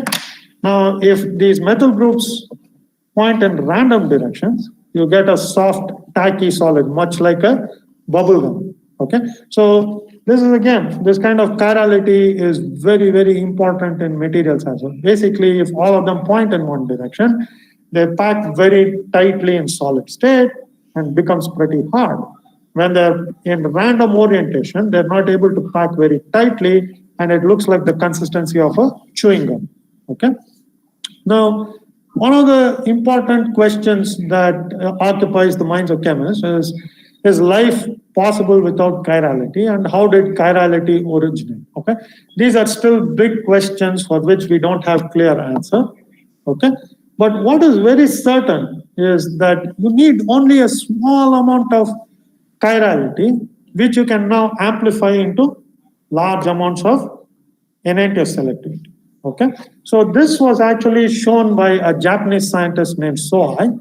So what Sohei was able to do was take this molecule, which had very low enantiomeric enrichment, treat it with zinc. It formed a complex with zinc. You quench it. There was automatic enrichment in chirality. Okay, right. So you take this, treat it with zinc, and then treat it with this aldehyde. It adds to the aldehyde and generates a more enantiomer-enriched sample. So starting with very low enantiomeric enrichment, you can end up with very high enantiomeric enrichment. That is, to tip the whole environment into a chiral environment, all you need is one small excess of chirality. And these kind of catalytic systems can tip the scales into homochirality. Okay, right? So this is one of the ideas about how chirality originated on Earth. And this is again a very exciting area of research in which a lot of groups are working on. And maybe one of you can actually be the person who comes up with a solution for this. Okay. So with this, I'd like to close my talk and open it up for questions. Okay. How do I look at questions? Thank you, sir. Now you can ask the questions or you can type in the chat box. Just a moment.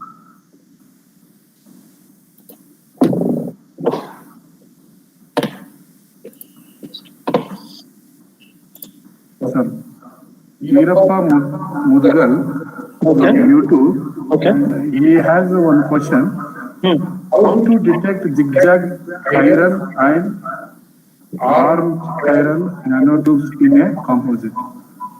So this is again not using a conventional method. These are determined by what are called transmission electron microscopy. So you look at it under TEM, and then you are able to figure out the various chiralities. These again depend on the arrangement of carbon atoms within the chain.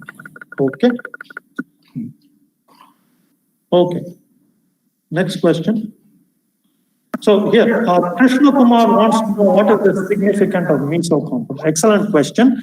Now it turns out in certain molecules which have two identical chiral centers, okay, if the chiral centers are of opposite configuration, they seem to cancel out each other's rotation. Okay, so that net you don't get any rotation of plane polarized light. Now, let me show you one example here.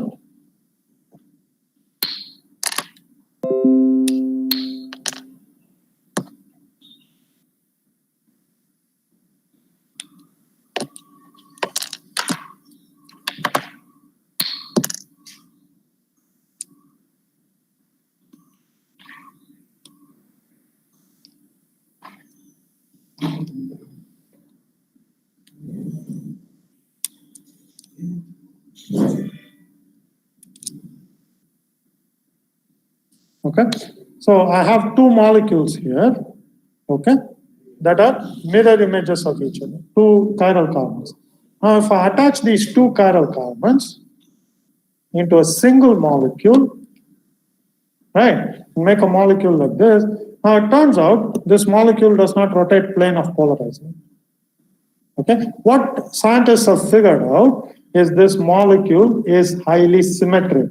Now, this molecule looks like there is a plane that cuts this molecule into two and gives two equal halves, right? So molecules like this are called meso. They do have chiral carbons, but the chiral carbons are of opposite configuration. So net, they don't rotate the plane of polarized light at all, okay? Okay. So enantiomeric enrichment is a catalytic system in which small amounts of one enantiomer is able to catalyze a reaction faster than the other enantiomer. Okay, so let's say I have a mixture of R and S isomer. The S isomer is able to, let's say, catalyze a particular reaction faster, okay, because of other chirality. Okay, now R and S isomer will, catalyze reactions to the same extent. We call this as, in more detailed terms, enantiomeric transition state. But they do interact differently with other chiral elements. Okay, so one of the ways in which this could potentially happen is an R and S could form a one-to-one complex, which is inactive. Okay, so let's say I have 50 molecules of R and 55 molecules of S. Okay, now the 50 molecules of R will complex with 50 molecules of S and form an inactive complex, leaving out 5 molecules of S, which can actually catalyze the reaction and produce more S. Okay, so this is one of the ways in which you can achieve enantiomeric enrichment. Shreyas SR has a question: who discovered remdesivir? Remdesivir was not discovered by any one person, but it was developed in Gilead Pharmaceuticals, which is a pharmaceutical company based in Atlanta, USA. And they have a history of developing a lot of antiviral drugs. And they originally developed this to treat Ebola. And when COVID-19 started, they found out that it is reasonably effective against COVID-19 if you give it during the early stages of infection. Okay, so how does remdesivir help to cure COVID patients? Okay, so COVID-19 is something called the RNA virus. Okay, so as Professor Govind Raju mentioned in the previous talk, the information is transferred by a templated synthesis. If I have one RNA chain, I can synthesize an RNA chain based on this template. Okay? There is a special kind of enzyme that is involved in stitching the RNA of the virus together. This remdesivir blocks that enzyme and prevents the buildup of viral RNA, which is needed for reproduction of the virus. Okay. Saki Jain, St. Joseph's Boys High Schools. Sir, can chirality only found in carbon compounds or also? Obviously, it can be found in other compounds. Remdesivir, I showed you, it can be found in phosphorus. Okay, it can be found in certain kinds of silicon compounds. The only requirement is the mirror images of the compounds should be non-superimposable on each other. Okay. Okay. Which chiral column is appropriate? Soumya Mudgal. Which chiral column is appropriate for separation of chiral fatty acids from 7 to 10 in height using GCMS or HPLC? Okay. There are no straightforward answers. This requires a lot of experimentation. You have to try a lot of different columns, a lot of different elution conditions to get good separation. Okay. Vallabha Sharma, does optically active molecules also affect the magnetic nature? There are some chiral magnetic molecules, but I don't think it does. Okay. What is the difference between chirality and optical isomerism? Okay. Because of chirality, you have optical isomerism. Okay. Optical isomerism is the existence of molecules of opposite chirality, opposite handedness. That is, molecules that have the same structural formula, but the three-dimensional orientation of groups from a carbon are different. So you get chirality. That is, optical isomerism arises from chirality of molecules. Okay. Fakiresh from School Chandan. Okay. What is the role of siderophores in infection? Now, siderophores are essentially like, okay, imagine there is a pond with a lot of fish in it. Okay. And you like eating fish. Okay. But you have nothing to catch the fish with. So you will basically not be able to feed yourself and you'll be hungry. Okay. It's the same with siderophores. Okay. So you know, if there is a lot of Fe3 plus in the neighborhood, but you have no place to actually pull it up into your body, then you're going to starve. Now, the siderophore is like a fish net. You cast the fish net and pull up the fish from the water. Okay. Similarly, you put the siderophore out, complexes with Fe3 plus, you pull it back in. Okay. You get nice soluble iron 3 plus. Okay.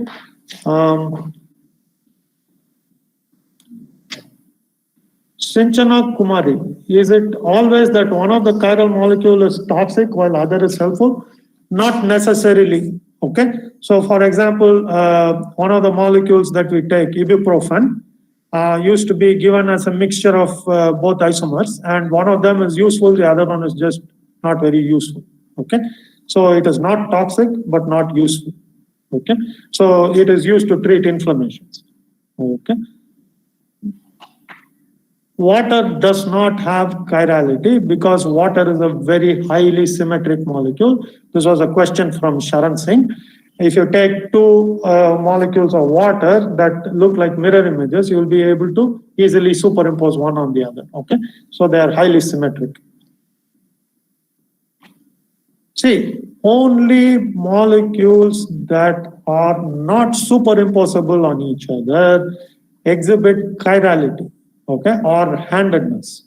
Okay, when handedness exists, we call those two isomers as optical isomers because they rotate plane of polarized light in opposite direction. That is, okay. So if I have optical isomerism, optical isomerism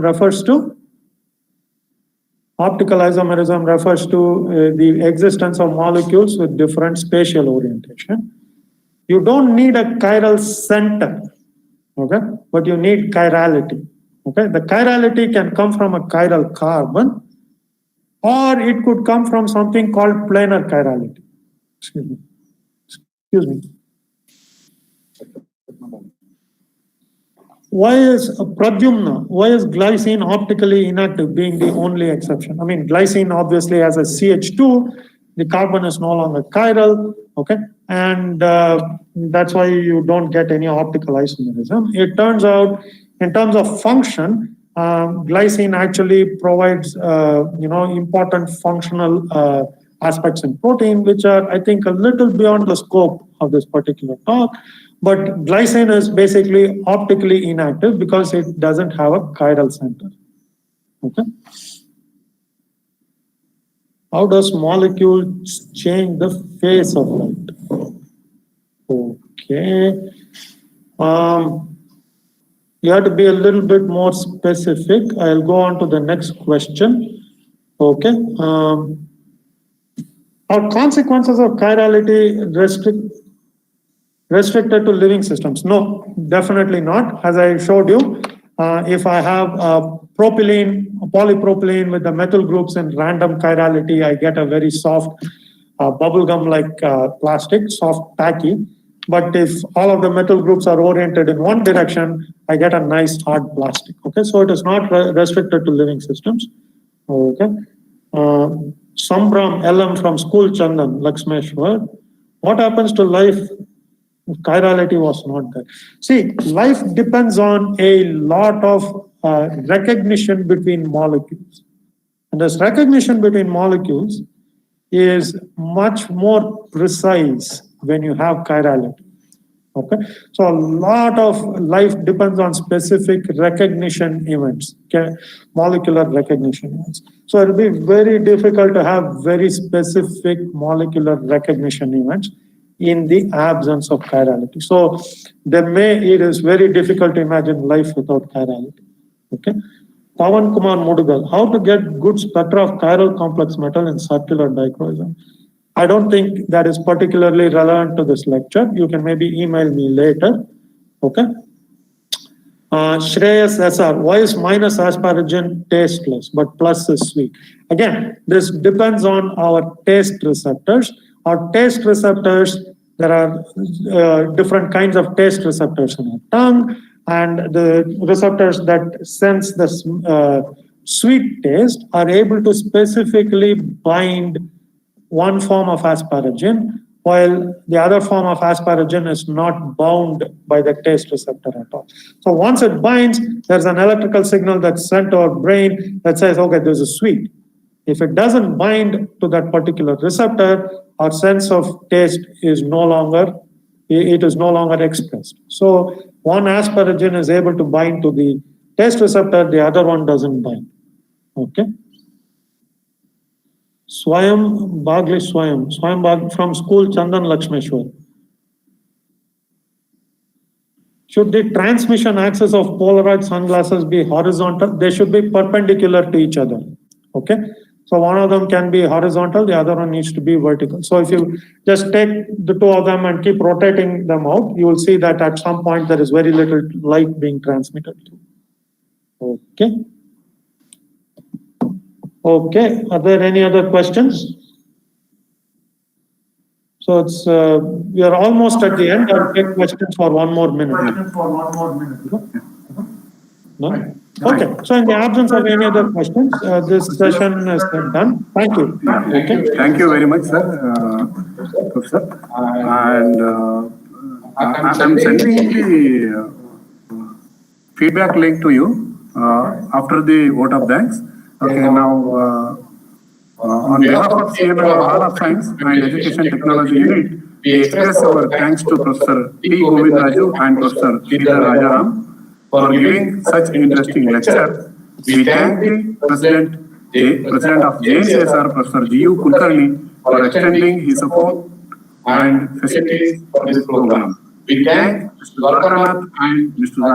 Narayan Rao for coordinating with the schools and colleges to participate in today's program. We thank the principals, students, and teachers from the various colleges, especially JNV, JNV Rural and JNV Urban and Vaisala PU College and Maradi Lakshmi MND College and Vidya Mandir, BTS PU College and Vidyavardhaka Sangha and various colleges and who are participating in today's program. And we thank all the resource persons, the supporting staff and the administration of JNCASR for providing the infrastructure, facilities and administrative support for this program.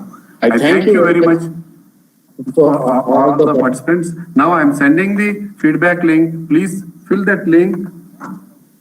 Okay. And we'll be waiting for your feedback. Yeah. Thank you.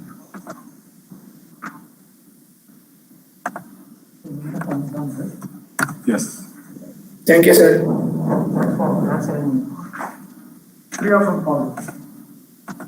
Thank you, sir.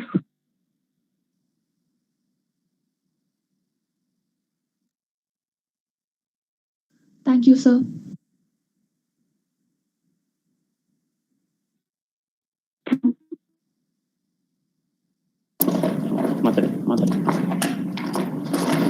Sir, this two things. Sir, thank you.